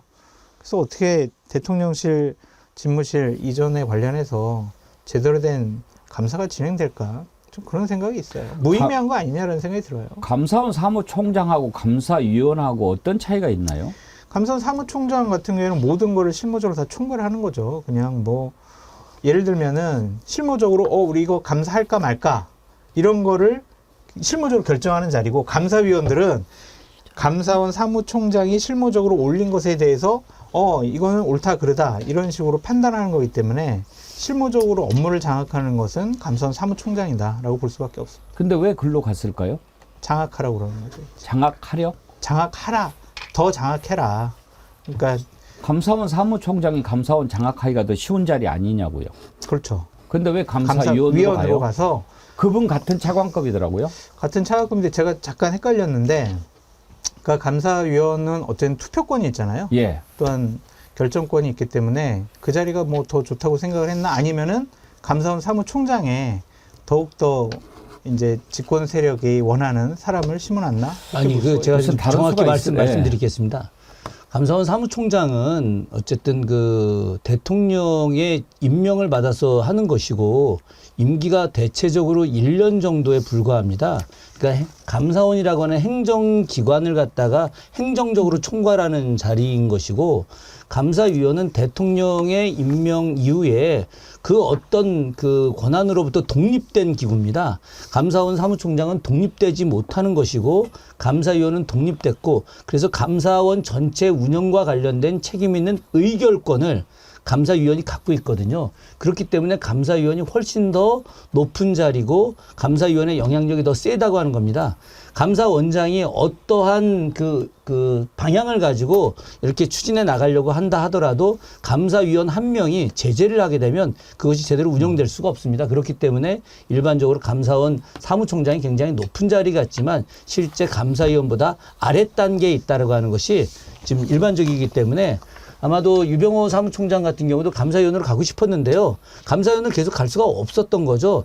여러 가지 뭐 그 전 현 의원이 기소하지 예. 않았습니까? 그렇기 때문에 뭐 기소된 부분부터 있는데 현재 기소된 상태에서 감사위원으로 가는 것 자체가 있을 수 없는 일인데 이게 간 것이 더불어민주당 강선우 대변인이 이야기했듯 보훈 인사의 개념으로 이해하시면 될 것 같습니다. 이렇게 뭐 감사위원 하는 것을 마음대로 하여튼 뭐 사람 쓰는 것에 대해서는 입 아파서 더 얘기를 못 합니다. 근데 보훈도 보훈 나름이지. 지금 공수처에 고발돼서 피의자 신분이잖아요. 그렇죠. 그런 예. 사람을 다른 것도 아닌 감사원의 감사위원으로 임명했다라는 거는 이거는 전두환 정권 때도 보기 힘들었던 일 아닙니까? 지금 피의자인 사람을 어떻게 정치적 중립성과 이런 감사원이 해야 될 일이 이 기관의 감사위원으로 앉힐 수가 있어요. 이거는 정말 너무 말이 안 되는 거고 공무원들한테 이렇게 지금 알려주고 있는 거잖아요. 불법을 저지르건 보고서를 조작하건 나한테 충성만 하면 돼. 그러면 윤석열 정부에서는 잘 나갈 수 있어. 이런 신호를 주는 거 아닙니까? 저는 이게 개인의 문제를 떠나서 감사원의 문제이기도 하고 대한민국의 권력 조직, 뭐 경찰, 검찰, 감사원에게 주는 굉장히 위험한 신호라고 좀 해석을 합니다. 감사원이 지금 어떻게 했습니까? 일단 감사원장부터 뭐 대통령 거의 하부 기관인 것처럼 스스로 인정을 하고 그랬는데 지금 감사원에서요 한 가지 감사 발표를 해야 될 게 있습니다. 대통령 집무실 관저로 옮기는 과정에서 직권남용 같은 불법은 없었는지 국민감사 청구가 있었고 감사원이 이걸 지금 조사를 한 지가 2년이 넘어요. 그런데 지금 감사원이 4차례나 감사 기간을 연장을 해가지고 결국은 총선 이후의 결과를 발표하겠다라고 하는데 지금까지 감사원이 뭘 이렇게 감사해가지고 이렇게 오래 걸린 적이 없어요. 그때 당시 대통령 당선인 윤석열이 뭐라고 얘기했는지 한번 들어보시죠. 국가안보지휘시설 등이 잘 구비되어 있고 청와대를 시민들께 완벽하게 돌려드릴 수 있을 뿐 아니라 경호 조치에 수반되는 시민의 불편도 거의 없습니다. 예. 지금 전혜영 교수님. 네. 이게 여러 가지 문제가 있잖아요. 왜 옮겼는지 의사결정 과정은 투명했는지 그다음에 특히 김건희 씨하고 관련된 업체한테 관저 공사를 맡겼다 이런 특혜 의혹도 있고 그러지 않았나요? 그렇습니다. 그 되게 이상한 거 뭐냐면은요.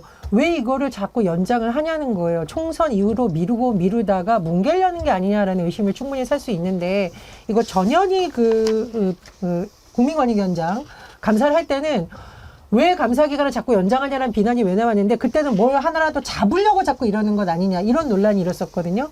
근데 이번에 계속 이렇게 미루는 것은 제대로 철저하게 하려고 하는 게 아니라 오히려 제대로 안 하려고 계속 미루는 것 아니냐 이런 의심을 충분히 살 수가 있고요. 더군다나 지금 이 사건은 정말 국민의 세금이 투입된 것과 관련해서 불법이 있었는지 비리가 있었는지 윤석열 대통령이 강조하는 카르텔이 진짜 있었는지 명명백백하게 밝혀야 되는데 계속 안 하고 있습니다. 그런데다가 감사원이 최근에 논란에 휩싸인 유병원 사무총장 피의자를 감사위원까지 임명하다 보니까 검찰에 이어서 감사원도 깡패 조직이 되는 거 아니냐는 의심을 충분히 살 수가 있는 겁니다. 김준혁 교수님 지금 뭐든지 다 이런 식이에요. 뭘 하라고 그러면은 안 하고 깔아 뭉개고 그냥 눈치 보고 덮고. 아니 감사원이 지금까지 가장 중요한 문제에 대한 감사 기간이 6개월을 넘긴 적이 없습니다. 이건 지금 거의 통계로 나와 있거든요.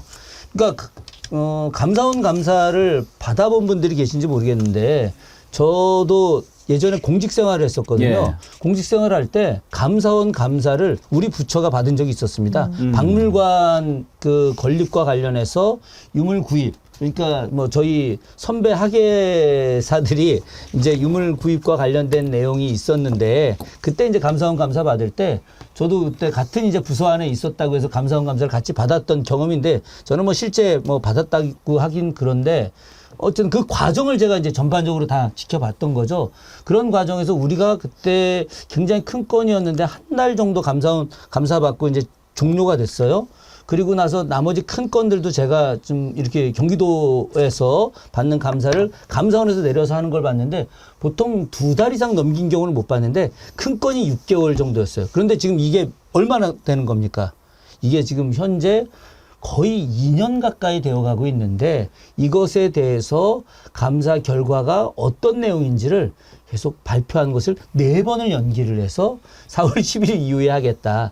이건 거의 안 하겠다는 내용이고 또 감사원 감사 내용이 충분히 변경되거나 다시 조작되거나 할 수 있는 가능성도 있는 거죠. 아니 대한민국에서 가장 투명한 기관인 감사원이 이렇게 된다면은 대한민국에 있는 모든 공직이 아니 투명할 수 있겠습니까? 나는 이 투명이라고 하는 것에 대해서 누가 어떤 국민이 인정하겠습니까? 이렇게 되면 아까 우리 정 교수님 말씀하셨지만 국가의 기강에 문제가 생긴다. 이거 국가 운영에 심각한 시스템 혼란이 생길 수 있다고 생각을 합니다. 장 수장님 저는 이 정부 이런 게 뭐가 문제냐면 이 개념을 틀어버리는 거예요. 50대 제가 항상 이야기하지만 정의사회 구현이라고 하는 것을 전두환이가 외치니까 정의가 도대체 무언가 국민들이 헷갈렸어요. 네. 근데 지금 이런 식으로 하면은 감사원이라고 하는 기관에 대해서 국민들이 감사원이 뭐 하는 기관이라고 생각하겠냐 이거예요. 그렇죠. 법과 제도 시스템을 완전히 망가뜨리는 행위다라고 볼 수도 있을 것 같고요. 또한 감사원 내부에서는 이러한 얘기와 움직임이 있는 것 같아요. 통치 행위다. 대선 공약이다. 그것까지 행정적인 감사의 영역이냐. 그러한 것 때문에 이것을 감사하는 것이 맞느냐 안 맞느냐라는 법리 검토를 계속 좀 하고 있는 것으로 보여지는데 그래도 국가의 예산이 들어간 부분이잖아요. 그런 부분만큼은 회계감사를 충분히 할 수 있기 때문에 이 부분 관련해서 자꾸 아니 봐주려는 거 아니야 하기 싫은 거 아니야 이런 오해를 받지 말고요. 정권은 바뀔 수가 있지만 대한민국이라는 제도와 시스템 계속 유지되어야 하지 않습니까? 그래서 사람이 바뀔 때마다 권력의 눈치를 보는 그러한 감사원은 필요치가 않아요. 그래서 그냥 원리 원칙대로 제대로 조사하고 발표해라. 그게 감사원이 사는 길이다라고 말씀드립니다. 아니 그러면 떳떳하게 통치행위다라고 얘기를 하든지. 이제 총선에 불리할 것 같으니까 총선 이후에 제가 봤을 때는 총선 이후에 이거는 대통령의 통치행위이기 때문에 저희가 감사할 수 없습니다. 이럴 수도 있겠죠. 지금 민생토론회가 뭔가 빙빙 돌아다니는 거 있잖아요. 이것도 지금 사실 따져볼 게 많지 잘못됐죠. 않습니까? 이게 순수하다고 어떤 국민들이 믿겠습니까? 아니 그렇죠. 그러니까 너는 왜 보수 쪽 패널로서 왜 이렇게 윤석열 대통령 비판하냐 이런 얘기를 많이 듣는데 아니 보수라고 비판 안 하는 겁니까? 네, 많이 해야죠. 그러니까 아니, 서정욱 변호사한테 어제도 혼났어요. 제가 비판해. 근데 이거 제가 좀만 말씀드리면 어쨌든 역대 어느 대통령도 이렇게 노골적으로 총선을 앞두고 각 지역을 다니면서 여러 가지 정책 현안에 대해서 직접 대통령이 약속을 하고 예산을 지원하겠다라고 한 적은 없는 것 같습니다. 그냥 한두 군데 방문해가지고 접전지 가가지고 그냥 그런 얼굴 건 비치고 있죠. 예. 뭐 그냥 이렇게 거기 출마하는 사람들 옆에 좀 서 있고 이런 모습은 있었는데 이런 적은 처음인 것 같아요. 그건 애교로 봐줄 수 있다고 쳐요. 근데 이렇게 노골적으로 이렇게 하는 경우는 저는 처음 봅니다. 처음 봐요. 근데 이제 KBS에서 세월호 참사 관련한 10주년 다큐멘터리도 4월 18일에 하겠다라는 걸 총선에 영향 미친다고 미루라. 4월 10일에 총선인데 무슨 4월 18일에 방영하는 게 그 영향을 미쳐요. 그러니까 하기 싫은 거죠. 이렇게 소위 말해서 오버해가지고 공영방송이 자꾸 윤석열 대통령에게 충성하는 방송 아니냐라는 논란이 있는 거고 감사원도 이게 국민감사이거든요. 그럼 보통 60일 안에 종료하게 되어 있습니다. 또 500일 정도로 계속 미루고 있다 보니까 당연히 국민들 사이에서는 이거를 대통령실 이전 문제 자체를 뭉개려고 하는 의혹이 제기되고 있고, 그러니까 저는 감사원도 그렇고 KBS도 그렇고 공적이어야 되고 정치적인 중립성과 독립성이 굉장히 중요한 곳곳에서 이렇게 너무 대통령에게 과한 충성 경쟁, 국민들이 보기에도 너무한 게 일어나니까 말씀해 주셨듯이 이거는 뭐 한 조직의 문제가 아니라 국가 조직 전체를 그럼요. 지금 시스템만. 좌지우지하는 시스템의 문제라는 생각이 듭니다. 이 감사원 이 문제와 관련해서 역사적 비유를 좀 하나 들어볼게요. 다산 정약용 선생님이 정조한테 하신 말씀인데 그때도 감사원이 있었습니까? 당연히 감사원이 있죠. 뭐 사원부도 있고. 근데 이제 다산 같은 경우는 이제 당시 암행어사로 나간 거죠. 일종의 이제 감사위원회 어떤 형식으로 이제 나간 건데 이제 정조가 굉장히 총애했던 의관이 한 명 있었어요. 강명길이라고 굉장히 뛰어난 의관이었는데 이 의관이 그새 정말 많은 시료도 냈고 의관으로서 자질은 굉장히 훌륭했고 의서도 뛰어난 걸 냈었죠.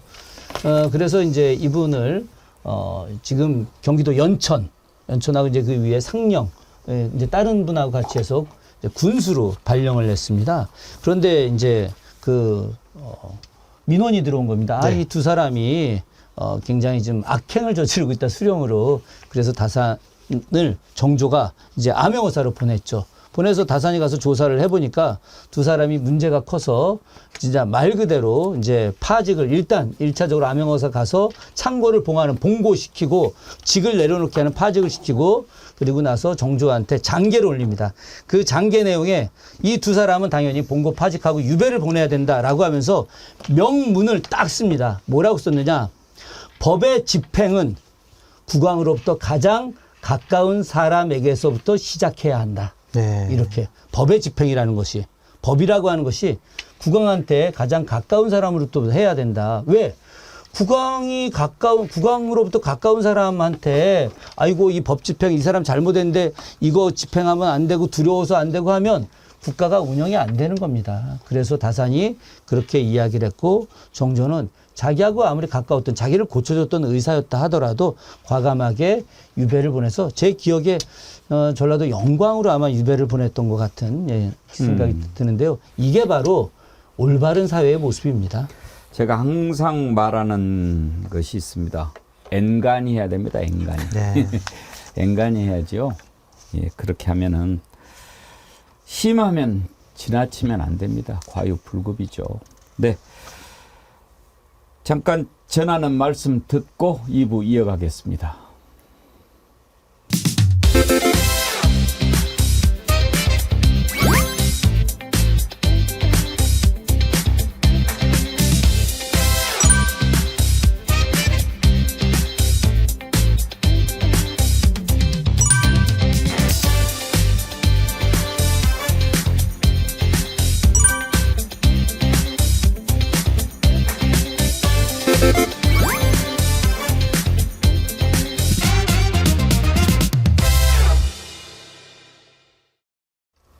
네.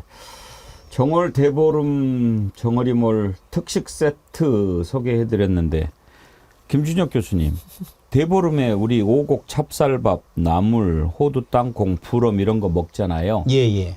왜 그렇게 먹어요? 저기 선생님 저희보다 좀 연배시니까 어려서 혹시 이명래 고약 바르신 적 있어요? 바르죠. 예. 네, 이렇게 종기 나면은 이렇게 붙여가지고. 쏙 빠지고 그러지 않습니까? 그때는 곰발이라고 그랬어요. 조선시대 사람들한테 가장 큰 병이 종기예요, 종기. 아. 부스럼. 예. 부스럼과 종기입니다. 이게 바로 조선시대 백성들을 죽음으로 만든 가장 큰 거였거든요. 이게 또 심하게 되면 막 몸에 이제 이런 이상한 병 생기고 또 폐렴으로도 나가고 하니까.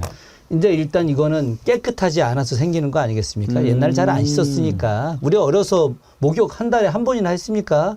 빨간 다라에다 엄마가 막 앉혀놓고 막 무지하게 이태리 타올을 막 밀고 그랬지 않습니까? 그거 겨우 한 번인데 지금은 종기, 부스럼 이런 게 없어요. 조선시대 많았거든요. 그래서 정월 대보름날 호두, 잣, 땅콩 이 세 가지가 사실은 혈액순환에 굉장히 도움이 되는 겁니다. 이게. 그래서 이것을 먹게 되면은 바로 종기나 부스럼이 안 걸린다라고 생각을 한 거예요. 그래서 부스럼을 깬다라고 하는데 부스럼이 숫자가 빠지고 부럼이 된 거예요, 이게. 그 부럼의 원천은 바로 여기에 나온 건데 뜻이구나. 실제로 이 추가된 의미가 더 뭐가 있냐면 이 호두하고 잣은 껍데기가 어떻습니까? 딱딱하죠. 네. 딱딱한 걸 깨야 돼요. 이건 무엇을 의미하는 거냐? 백성들에게 새로운 희망의 의지를 부여하는 겁니다. 바로 이 기득권, 아주 오래된 권력, 백성들이 이들로부터 저항해야 된다는 거예요. 그래서 이걸 딱 깨서 새로운 세상을 만들어낼 수 있는 희망을 당신들도 갖고 있다. 그런 의미까지 있는 그러면 거라고요? 그것까지도 같이 있는 겁니다, 이게. 그리고 오곡이라고 하는 것은 찹쌀, 기장, 수수 이런 건데 이게 바로 우리나라 땅에서 가장 먼저 나온 게 기장이에요. 이 쌀보다 더 먼저 나온 게 기장 수수입니다. 그래서 아주 이 땅에서 가장 먼저 나온 그런 우리의 곡류들, 곡물들 이제 이걸 갖다 함께 먹으면서 찹쌀과 어우러서 머무르는 거죠. 오곡이라고 하는 것이 바로 동서남북 중앙 이게 합쳐진 거예요. 이 오방을 또 오곡으로 표현한 건데 이렇게 해서 먹게 되면 그의 운세가 좋아지는 겁니다. 이게. 그렇군요. 그러니까 오곡과 이 부럼을 먹는다. 지금은 이제 부럼의 새로운 의미는 건강입니다. 이 우리 국민 모두가 다 건강해져야 된다. 그리고 희망을 우리가 스스로 만들어낼 수 있는 새로운 힘을 우리 스스로 만들어가자라고 하는 것이 부럼객의 진짜 의미가 된다고 볼 수 있는 거죠.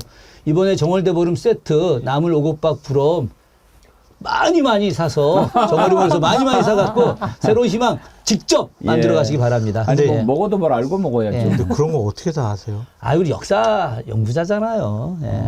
그거 너무 멋있는 거. 제가 역사민속학회에서 활동을 했어요. 역사학하고 민속학을 합친 역사민속학회라고 했는데 창립부터 제가 활동을 했었고요. 그렇군요. 이런 일은 뭐 예전에 방송에 나가서도 좀 뭐 이렇게 이야기도 하고 했었는데 간만에 또 기회가 와서 말씀드립니다. 근데 배공 앵커님 저 나물 오곡밥 부럼 저 세트를 29,900원에 파시면 남는 게 있어요? 배송비까지 무료인데? 저는 이제 이거 정확하게 어떻게 나와요? 그런 구조는 잘 모르는데 기본적으로 정어리몰이 네. 그렇게 뭐 안 남기게 하겠습니까? 근데 아주 저기 해요. 박하고 아니 예를 들면은 상생으로 예.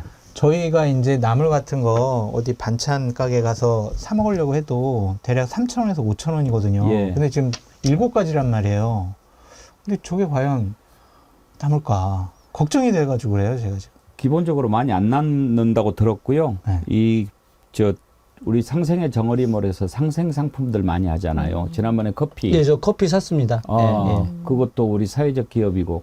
아무튼 저런 좋은 제품을 많이 좀 소개하는 그런 의미도 있고, 뭐 가볍게 보름을 한번 느낄 수 있는 그런 세트 시적절하게 잘 고른 것 같아서 대단하시죠. 제가 추천합니다. 뭐 약간의 좀 옛날 이야기 재미로 하나 더 말씀드리자면 조선시대 서울 사는 백성들은요 1월 15일 안까지 2가지를 보통 합니다. 이저 불업 먹고 뭐 저기 오곡밥 먹고 하는 건 기본이고 네. 2가지 남성들과 여성들이 공통으로 하는 것은 이 한양 도성 18km 되는 도성 한 바퀴를 다 돕니다. 이걸 이제 우리가 흔히 순성놀이 이렇게 이야기하는데 네. 한 바퀴 다 돌아요. 다 돌면은 그의 애군이 없어진다라고 하는 거고 특히 여성들은 또 어떤 풍습이 있었냐면 저 지금 청와대 뒤에 가면은 숙정문이라고 있습니다. 예. 한양도성 4대문 중에 이제 북대문이 숙정문인데 숙정문에 올라가서 그 성문에 손을 대고 있다가 내려오면 그의 모든 애군이 사라진다라고 하는 이제 전통 풍습이 있어갖고 1월 1일 날은 엄청 일하느냐고 바쁘잖아요. 그래서 2일부터 14일까지 그 사이에 한양 안에 있는 도성 여인들 양반 4대부 여인부터 평민 여인들까지 그냥 죄다 올라갔다 오는 게 당시 풍속이었었습니다. 오늘 또 좋은 덕택에 또 좋은 오늘 김준혁 교수님 잘 나오셨네요. 그러니까. 목요일날 아들 군대 가는 바람에 오늘 순서 바꿔서 왔는데. 예. 오늘 왜 김성환 평론가가 안 나오시고 김준혁 교수님이 나오셨는가 궁금해하는 분들이 많이 계시는데 이렇게 이야기하시니까 김준혁 교수님 아드님이 목요일날 입대를 한대요. 또 아버지가 따라가신다고 그래서 월요일 김성환 교수님하고 바꿨습니다. 예. 자, 선거 이야기 해보죠. 이제 지금 공천이 이제 시작이 됐는데 오늘 자세한 공천 내용 들어가기 전에 이것부터 좀 제가 궁금해서 여쭤보고 싶어요. 요즘에 언론들이 보도하는 걸 보면 약속이나 한 듯이 여당은 시스템 공천이 자리를 잡아가고 있다. 그런데 야당은 친명 관련해서 논란이 막 많다. 모든 언론들이 대체로 다 제목을 그렇게 뽑아요. 나 이거 보면서 그런 측면이 있기는 있겠지만 꼭 옛날 50 때 보도 지침 보는 느낌이에요. 어떻게 제목이 그렇게 똑같나? 다 그렇게 보이나요? 정말 여당이 시스템 공천 자리 잡고 야당은 지리멸렬하고 이런 것 같습니까? 전희영 교수님? 아니 전 너무 어이가 없는데 한동훈 위원장이 직접 공천에 들어가가지고 점수 매기겠다는 것은 당연한 듯 여기고 이재명 대표가 중진들한테 전화해서 후배들을 위해서 좀 길을 터주십시오야. 이거는 사천이에요? 그러니까 당대표가 그런 결과에 대해서 우려가 돼서 좀 전화를 해서 의원들하고 하는 건 굉장히 문제가 많고 사당화를 시키는 거고 비대위원장이 직접 들어가서 아예 점수를 매기겠다. 내가 공천 과정에 참여하겠다. 이건 문제가 있는 겁니까? 네, 그래서 저는 문제가 있어요. 문제가 있죠. 그러니까 없는 겁니까? 아니, 문제가 둘 다 있죠. 문제가 있죠. 그러니까 제 말은 뭐냐면은 공정한 잣대를 들이대가지고 언론이 보도를 해야 되는 거지. 하나는 굉장히 잘하고 있고 시스템 공천이다. 하나는 사천이다라고 하는 프레임을 자꾸 국민들한테 전달하면 안 된다는 겁니다. 똑같이 공정한 잣대를 대든가 아니던가 해야 되고 또 하나 지금 부산 해운대 갑에 주진우 전 대통령실 비서관 단수 공천 됐잖아요. 검액관 아니에요? 검액관? 이 주진우 비서관이 무슨 부산 발전에 굉장한 비전이 있고 막 이래서 됐다라고 보는 국민들이 있을까요? 그러니까 하태경 의원 빠지고 누가 봐도 여기 완전 강세 지역인데다가 그냥 꽂아준 거 아니에요? 근데 저 이런 거는 별로 비판 여론이 없더라고요. 그래서 언론의 본래 기능은 비판인데 그럼 좀 공정한 잣대를 해가지고 비판을 해야 되는 거지 한쪽에 대해서는 시스템 공천이라고 하고 한쪽에 대해서는 사천이라고 하는 건 좀 과도한 편향된 보도가 아닐까 그런 생각이 들어요. 근데 민주당 공천이 상당히 지금 혼란과 갈등과 분란을 잉태하고 있다? 지금부터 그런 모습이 나타나고 있다라고 보여져요. 그러니까 국민의힘 같은 경우에는 우리가 우려했던 게 그런 거거든요.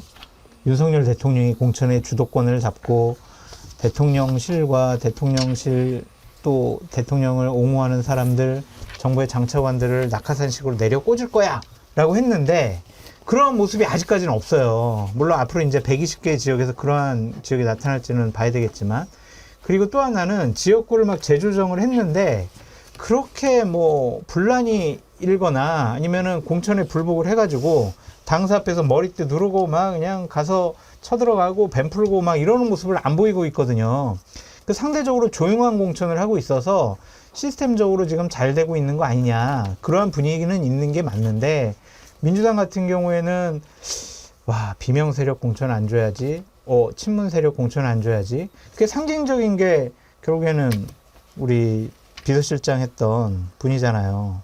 그러니까 그분이 성동갑에 나가려고 하는데 당신은 나가면 안 돼 라고 하니까, 그걸 가지고 이제 결국에는 이재명 당대표가 그냥 자기 사람 심으려고 친문 세력이나 비명 세력을 다 공천에서 탈락시킬 거야 라고 우리가 분석하고 예상할 수가 있는 거죠. 장 소장한테 한번 내가 물어봅시다. 이제 우리도 어느 정도 알 것 아니까. 조용하면 시스템 공천이 정착이 되고 잘 되고 있는 거라고 보십니까? 시스템 공천이라기보다는 조용한, 갈등 없는, 분란 없는 공천을 하고 있다라고 그게 보여져요. 여당이잖아요. 네. 여당은 줄 것도 많고 힘도 있고, 야당하고는 다르지 않아요? 우리 장 소장이 잘 보셨듯이. 그러면 지금 김무성 의원, 전 의원 같은 경우에 출마하겠다고 했다가 그냥 물러나지 않고 시스템 공천이 정착되는 것 같아서 뭐 이런 식으로 이제 불출마했어요. 김성태 전 원내대표, 대통령 술 친구들이 이런 식으로 해갖고 팡팡 떴다가 지금 이제 또 깨갱하고 또 뭐 백의종군 하겠다 이렇게 이야기해요. 이게 시스템 공천이 잘 돼서 조용히 있는 겁니까? 아니, 그러니까 그게 우리가 분란 없이 공천을 좀 조용히 잘 가자라는 암묵적인 합의가 있는 것 같다라는 좀 생각이 들어요. 그러니까 예를 들면 권력을 갖고 있다고 공천을 시스템적으로 못하거나 아니면은 갈등이 없었다라고 보기 어려운 게, 이명박 박근혜 정권 시절에는 그냥 이명박 정권 시절은 친박 치려고 그러고 박근혜 정권 시절은 친이 치려고 그랬었잖아요. 그때도 그런 사람들 자리 나눠줄 수 있었는데 그때는 그냥 공천 파동이 어마어마하게 심했었거든요. 근데 그런 거 없이 이번에는 원만하게 민주당이 공천 갈등이 있을 것 같으니까 우리는 현역 의원들 주로 경선해가지고 분란 없이 하자라는 분위기가 있는 것 같아요. 그게 옳고 그름을 떠나서 현재 나타나는 것은 국민의힘은 여러 가지 지역구 재조정을 통해서 분란 없이 공천 작업이 진행되고 있다. 그래서 좀 높은 점수를 준다라고 볼 수밖에 없는 거죠. 근데 공포 정치하면 조용하지 않습니까? 그동안 대통령실이 직접 나서서 완전히 모욕 주고 망신 주기로 당에서 쫓아내거나 진압한 과정을 봤을 때 지금 당장 선거에 나가서 정말 고양이 손이라도 빌리고 싶은 후보들이 떨어졌다고 해서 말을 할 수 있을까 좀 생각이 드는데, 이준석 전 대표 쫓아내는 과정, 나경원 의원이 그 대표 출마하려고 때 했던 과정, 안철수에게 대통령실과 윤석열 대통령이 대하는 모습, 이런 게 전반적으로 지금 주는 신호가 공포정치 아니냐, 저는 그런 생각이 듭니다. 그러니까 이게 잘 돼서 분란이 없는 경우도 있지만 공포정치를 너무 세게 하면 이게 나중에 내 인생에 불이익이 될까봐 조용한 경우도 있다. 그러니까 양면을 다 봐야 된다고 정 생각해요. 교수님 말씀이 맞을 수도 있는데, 일단은 분위기와 흐름을 보면은 윤석열 대통령과 용산에서 공천의 주도권을 완전히 상실한 것 같아요. 그냥 그것이 그래, 아니 한동훈한테 맡겨놓으면 이길 것 같아 라고 생각한 건지, 아니면은 한동훈이 내 말을 안 들어, 그 나는 공천에 관여할 수가 없어 라고 생각한 건지는 모르겠지만, 일단은 낙하산 공천에 대한 우려가 상당히 많이 줄어들었고, 그것이 공포 정치든 아니든 일단은 낙천되거나 공천 못 받을 분들이 그냥 큰 분란 없이 조용히 있단 말이에요. 이것은 어느 정도는 좀 인정해 줘야 될 부분인 것 같다라는 생각이 들어요. 그러면 현장에 있는 제가 좀 그래요. 그 정치 평론이나 이런 부분들은 이렇게 평론을 하는 것 충분히 할 수 있고 우리 국민들은 다 알아들을 수 있습니다. 제가 아까 R&D 예산과 관련해서 카이스트 연구자의 어떤 문제를 이제 사례를 들어가면서 말씀드렸는데, 제가 지금 사례를 들어가면서 말씀을 좀 드리도록 하죠. 일단 지금 현재 언론은 국힘 편이기 때문에 국힘에서 나타나는 여러 가지 잘못된 문제를 보도를 안 하고, 민주당 쪽에서 요만한 일들은 이제 엄청 침소봉대하니까 이것이 이제 그 뭐 굉장히 기울어진 운동장 속에서 국힘은 굉장히 잘하고 민주당은 좀 잘못하는 거 아니냐 이렇게 이야기될 수 있어요. 뭐 충분히 그렇게 될 수 있다고 저는 생각을 합니다. 저는 2주 안에 민주당은 굉장히 더 많은 고통스러운 모습들이 나타날 거다. 2주는 오늘 내일 4차, 5차 발표가 지금 경선 발표가 있고 그와 관련돼서 문제가 되는 분들이 또 항의하고 뭐 이러면서 경선의 어떤 시스템이 총 마무리되는 것이 3월 첫 주, 3월 아마 6일, 7일 정도가 되지 않을까 싶은데 그 사이까지는 굉장히 혼란스러울 거다.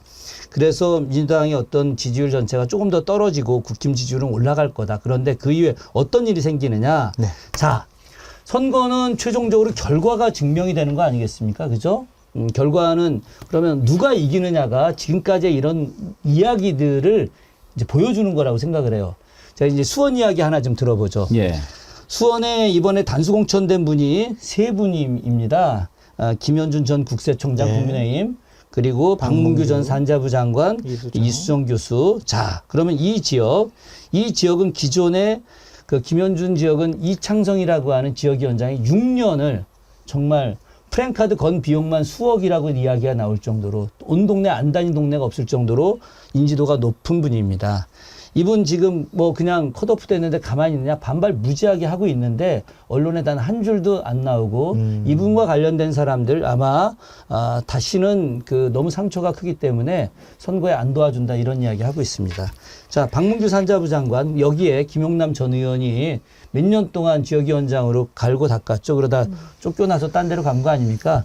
여기에 기존의 당원들 아예 안 움직이고 있습니다. 예, 그러면 선거는 어떻게 될까? 더군다나 민주당의 김영진 의원 굉장히 준비를 잘해왔기 때문에 저는 이길 거라고 생각을 하고요.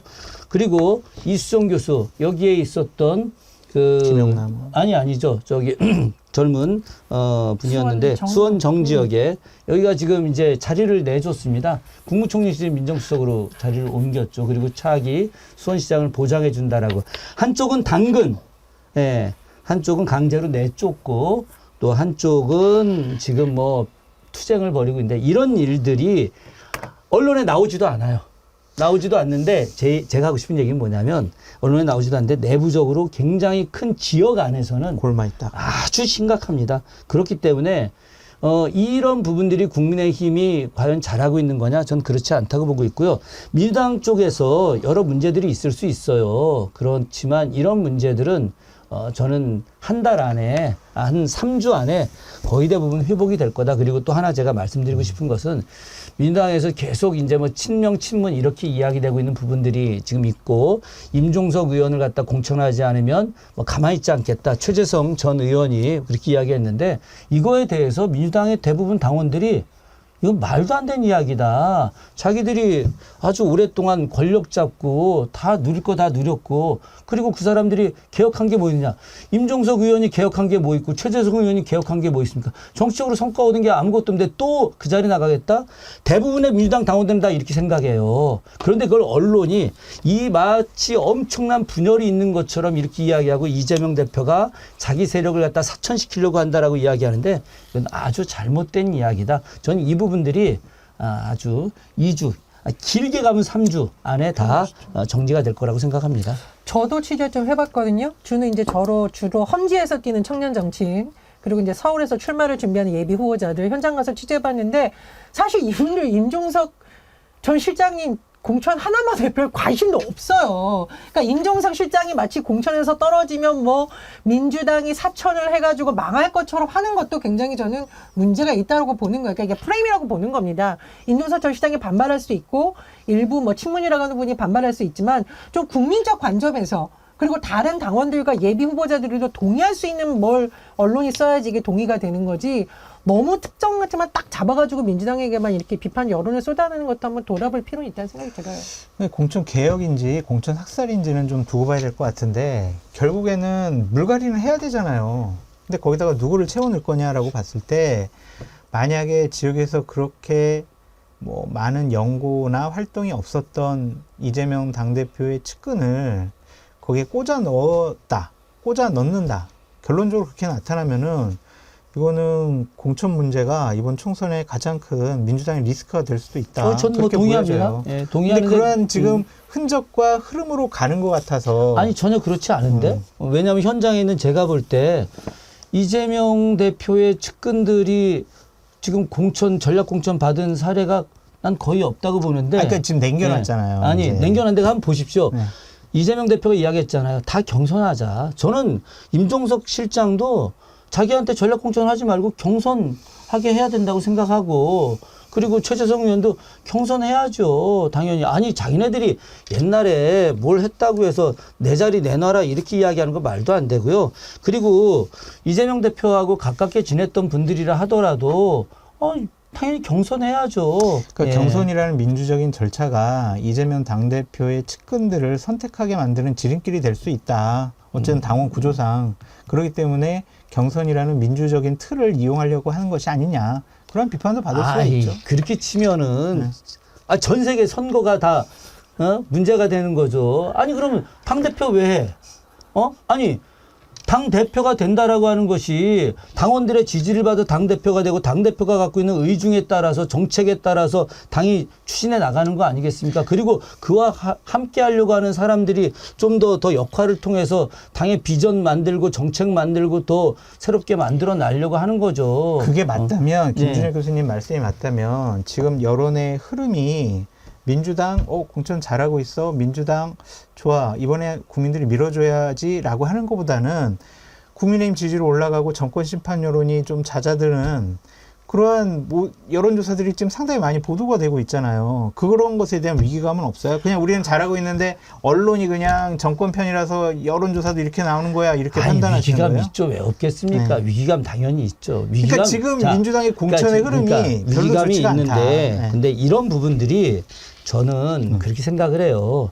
이게 산고예요, 산고. 산고다. 예, 산고고 지금 이런 정도 산고가 없이 아니 근데 이게 오히려 이렇게 막 진통이 나오고 서로 소리가 나오고 하는 게 민주적인 거 아닙니까? 예, 오히려 국힘이 소리가 안 나오는 게 난 더 전제적이고 독재적인 느낌이 드는데, 그러니까 이런 산고를 거치면서 옥동자가 나오는 거고, 그런 과정에서 좀 실수를 하게 되면 우리가 좀 부족하고, 그럼 결과가 실패하는 거죠. 그럼 그 실패한 부분에 대해서 이재명 대표가 책임을 져야 되겠지. 그러니까 저 하나만 말씀드릴게요, 배용경. 예. 그러니까 제가 민주당의 흐름이 좀 나쁘다고 생각하는 건 두 가지 이유예요.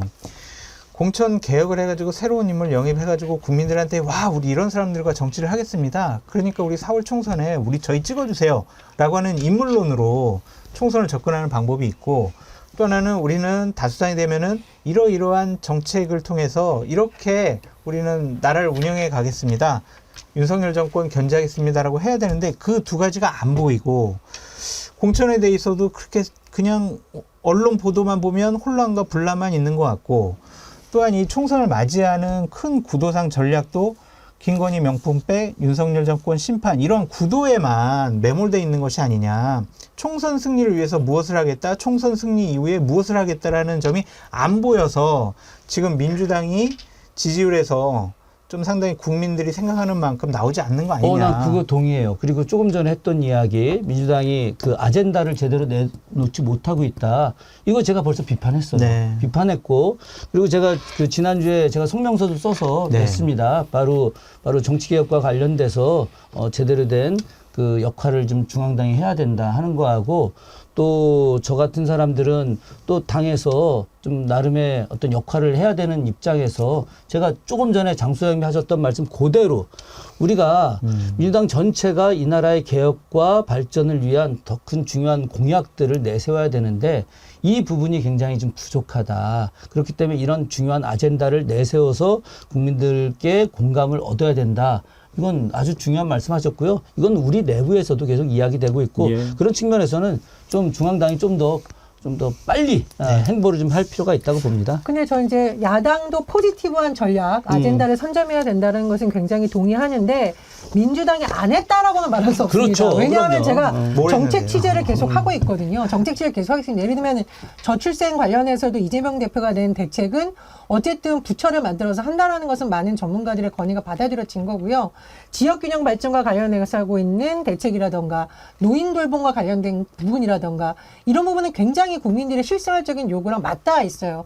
그런데 제가 언론에 꼭 당부하고 싶은 말은 뭐냐면 여당은 대통령이라는 빅스피커를 이미 선점하고 있단 말이에요. 그래서 지역에 돌아다니면서 민생 토론회를 한다는 명목하에 이게 될지 안 될지도 모르는 걸 막 해도 지역 언론의 일면에 나는 게 현실이고, 야당은 이재명 대표와 의원들이 그쪽 가서 아무리 좋은 걸 내놔도 사실 한 줄도 안 나오는 것도 현실입니다. 그러니까 이런 부분이 좀 맞물려 있는 것도 보는데 어쨌든 아젠다를 선점해야 된다는 필요성이 저도 공감을 합니다. 예. 과천의 아마복식님, 원래 민주주의는 시끄러워 공산주의가 조용한 거지, 그렇게 얘기하셨고, 행복님, 캐비넷 공천하니까 말을 못하지. 유다전님, 공천에 반기 들면 사지 찢겨 나갈 판인데 조용한 게 당연한 거 아닌가요? 조하연님, 시스템 공천이 잘 돼서가 아니고 의원들이 캐비넷 열릴까 봐 벌벌 떨고 아무 말 못하는 겁니다. 다 이해가 갑니다. 공천이 조용할 수가 없죠. 기존에 준비를 해왔던 사람들이 자기가 안 되면 어떻게 조용히 있겠습니까? 그리고 현역으로 있던 사람들 그만두라고 그러면 어떻게 조용하겠습니까? 그런데 지금까지 쭉 지켜보면 여당, 야당이 공천 후유증 관리하는 방법들이 다 있어요. 야당은 또 여러 가지 이유로 설득을 하고, 여당은 더 많지요. 당근도 있고 채찍도 있고. 그러면 이번에 출마 선언했다가 포기하고 그런 사람들은 당근에 무너졌을까요? 채찍에 무너졌을까요? 그건 나중에 보면 다 나옵니다. 문제는 저는 언론을 얘기하는 겁니다. 지금 공천 시작 단계예요.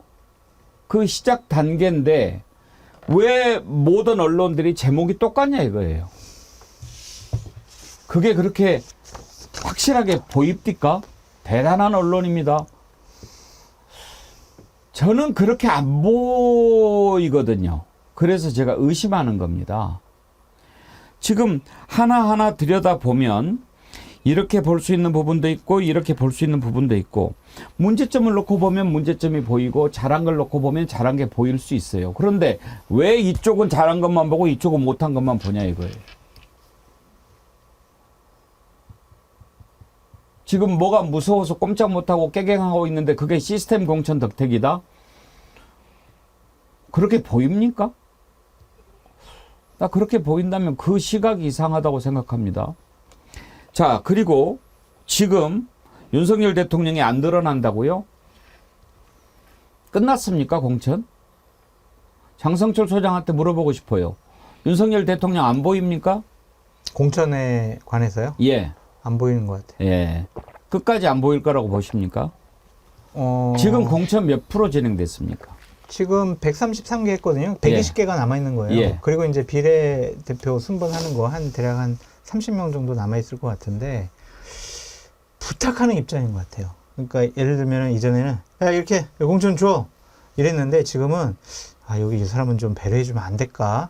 안 되면 말고, 이런 수준인 것처럼 공천의 주도권을 완전히 좀 뺏긴 것 같다. 그러면 지난번 서천 화재 현장에서 고개 숙이고 한 것은 다 날라간 겁니까? 그러니까 고개 숙인 것만 가지고 윤석열 대통령이 하는 공천 그대로 따를 거야라고 보기는 어려운 것 같고요. 지금 흐름과 여러 가지 듣는 얘기들을 종합해 보면, 그럴까요? 한번 봅시다. 보시죠. 그것도 예. 네. 지금 저는 이제 하나 둘 기어 나온다고 생각합니다. 주진우 비서관 해운대 갑 공천 받았잖아요.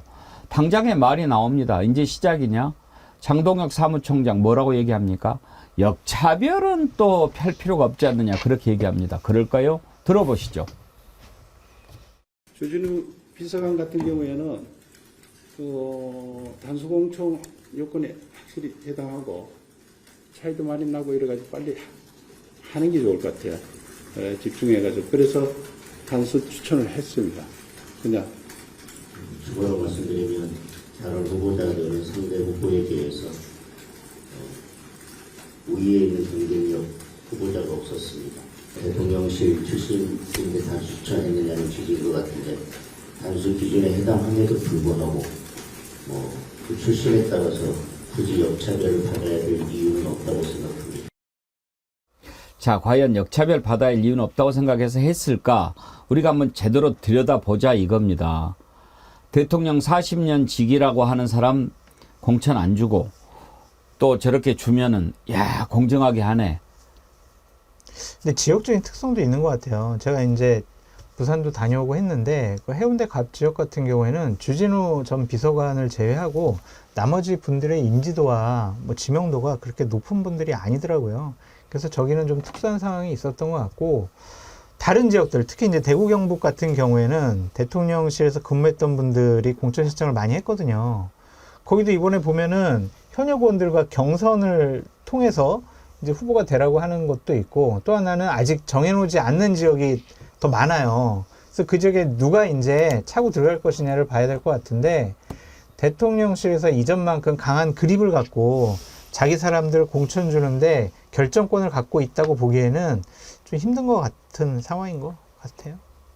윤석열 대통령의 아바타로 불리는 한동훈 비대위원장이 직접 공천 들어가서 점수를 매기는 이거 자체가 용산의 영향력을 단적으로 보여주는. 아니, 그러니까 거 그러려면은 대통령실에 있던 사람들 거의 다 단수 공천, 우선 공천 줘야 되는데 그러한 움직임 보이지 않고, 현실적으로 지금 대구 경북에서도 현역 의원하고 경선을 붙였거든요. 대통령실 비서관이나 참모 출신이라고 해도 거기서 현역 의원 상대로 경선에서 이길 수 있는 가능성은 별로 없어 보여요. 그래서 그 한번 결과를 놓고도 한번 보시죠.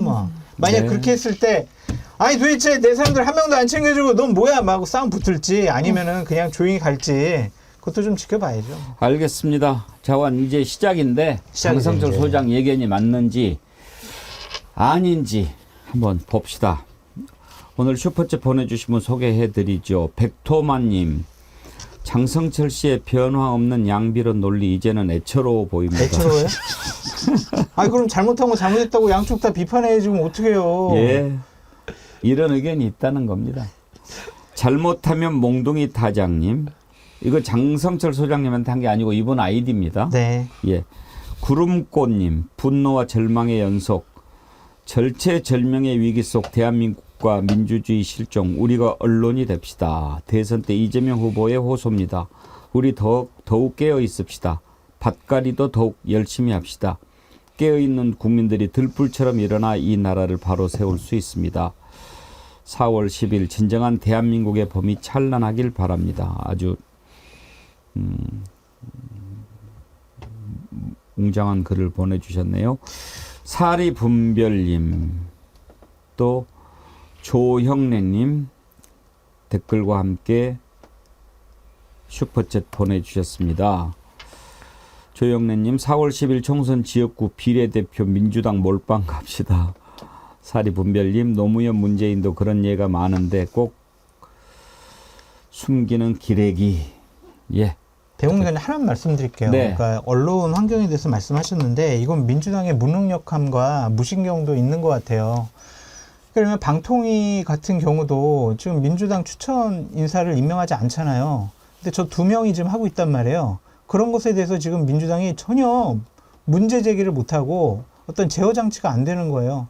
선방위라든지 방심위에서도 일방적으로 자신들이 원하는 패널이나 언론 보도가 나오지 않으면은 계속 법정 제재한다고 지금 여러 가지 위협과 협박을 하고 있는데, 그거 관련해서 민주당이 예를 들면은 방통위 찾아가거나 방심위 찾아가거나 선방위 찾아가가지고 문제 제기하고 국회 소집해가지고 계속 불러다가 이거 잘못된 거 아니냐라고 해야 되는데 그런 움직임이 없으니까 언론에서는 와, 저 사람들한테 잘못 보이면 법정 제재 받고 우리 허가 취소되겠구나, 그럼 눈치 볼 수밖에 없네, 이럴 수밖에 없거든요. 그러니까 이런 부분에 대해서 민주당이 무대책이다라고 볼 수밖에 없어요. 무대책이라고만 비난하기에는 저는 여러 가지를 봅니다. 바로 이러기 위해서 방통위원장 그렇게 난리쳐서 바꾸고 방심위원장 그렇게 하고 여론조사기관 그렇게 겁주고 언론 환경 그렇게 만들어 놓지 않았습니까? 대단히 부적절하고 잘못한 것에 대해서 민주당이라는 야당이 제대로 견제 기능을 못하고 있는 것도 저도 있다. 무서워요. 저도 무서워요, 사실 이런 얘기하면서. 저도 무서워요. 저 이 부분 편집 좀 해주세요. 나 어제 밤에 악몽 꿨어요. 아유. 하다가 죽을래요. 그러지 마세요. 좀 이렇게 여행도 다니시고 맛있는 거 드셔야죠. 그 천안에 계신 저희 작은아버님 2분이 저한테 얼마 전에 뵀는데 제발 여기 나가서 좀 강도 높은 소리 하지 말라고. 잡혀갈까봐 겁난다고. 그런 걱정하는 예. 국민들이 많아요. 저는 매 시간 예. 들어요. 매 우리 시간. 작은아버지 육사 출신이에요. 예, 아주 보수적인 분입니다. 그런 분이 저한테 조카라고 이렇게 걱정을 많이 해요. 왜 이 나라가 이렇게 됐어요? 뭘 무서워하게 만들어요? 저도 그렇습니다. 저도 유튜브 방송 끝나고 항상 친구들이 전화합니다. 예언아 적당히 해라. 압수수색 당한다. 이게 나란가요? 세월호 참사 10주기 다큐멘터리가 4월 18일에 한다 그러는데도 6월 이후에 하라고 하는 게 이게 나랍니까? 이건 전 문제가 많다고 생각이 들어요. 그런 일이 있어요 또? 세월호 참사 아까 다큐멘터리 KBS 제가 아까 말씀드린 그거 예. 다시면 무섭긴 무섭죠. 자, 댓글 오늘 4분 선정했습니다. 크림소다님, 김문곤님, 조하연님, 그리고 이채양명주 아이디 쓰시는 분 4분께 저희가 준비한 선물 디어루시에서 나오는 클렌징 펌 아주 좋은 건데요. 보내드리도록 하겠습니다. 지금 자막 나가는 곳으로 성함, 주소, 전화번호 남겨주시면 보내드리도록 하지요. 그리고 정월 대보름 세트 정어리몰 상품 추천하는데 정어리몰 쪽에서 이거 알려달라고 연락이 왔네요. 제가 알려드리는 게 좋겠네요. 찹쌀밥, 나물, 호두, 땅콩 다 국내산이랍니다. 오곡 찹쌀은 경상북도 경주 곡창지대에서 수확한 곡식이고 나물은 지리산 청정 지역에서 채취한 것, 땅콩은 증안리 약초 마을, 호두는 영동 특산물. 그러니까 따로따로 구매하시지 않아도 되게끔 풍성하게 구성을 잘 했다. 이렇게 꼭 소개를 해달라고 그러는데 그래요. 이건 정말 소개할 만하네요. 지금도 많이들 주문하고 계시는데 이번 토요일 날 정월 대보름 가족들하고 오손도손 모여서 행복하게 한번 이 세트로 즐겨보셔도 좋을 것 같습니다. 이제 요즘에 하도 뭐 중국산 나물 또 그런 게 많잖아요. 근데 이렇게 또 국산으로 이렇게 했는데 정말 장 소장 말씀대로 제가 맞나 싶네요. 국산 나물에 저 가격이면 그래요. 이거는 마진이 거의 없는 거라고 봐야 되겠네요. 그것도 저도 사회적 그렇게 기업, 생각합니다. 사회적 기업. 예, 사회적 기업이고 예, 상생입니다. 네, 오늘 여기까지 하죠. 전혜영 교수님, 김준혁 교수님, 장성철 소장님 세 분 감사합니다. 수고하셨습니다. 감사합니다. 김준혁 교수님은 목요일 날 잘 다녀오시고요. 네, 네. 예. 비 오는 월요일입니다. 오늘이 우수지요. 대동강물도 풀린다는 봄비가 촉촉하게 내렸는데 새해 힘, 나무가 새 기운 얻듯이 우리도 새로운 기운으로 한번 힘차게 이번 한 주 출발해 봅시다. 내일 오전 11시에 다시 찾아뵙겠습니다. 감사합니다.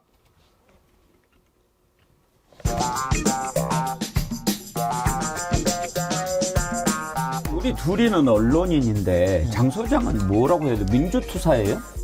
저는 그냥 평론가, 보수 우파 평론가 그렇게 네. 불리고 싶습니다. 주제를 동병상련 이렇게 잡았더라고요. 네. 그러니까 이게 여기서 우리가 이거 첫 번째 아이템으로 잘리는 거 얘기하니까 다음 주에 신장식에서도 잘렸어요, 저. 제가 그 내용은 좀 아는데 네. 다른 방송국에서 모 부장이 자꾸 압박이 온대요. 심지어 제가 지금 출연하는 곳이에요?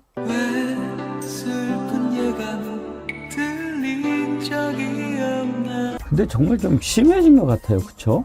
아니 나는 그냥 정말 더 심한 것 같아. 정권보다 더 그냥 그래요? 독재 정권 같아. 정권 때는 어땠냐면 개포동에 엄청나게 크게 지어져가지고 한 채씩 줬어. 우리가 저마다 갖고 싶은 조그만 파우치에 흔들릴 때. 앞으로 매주 목요일 우리 장성철 소장 노래 이거는 노래 잘하세요. 근데 이거 쇼츠로 돌아다니면 나 또 위험한데.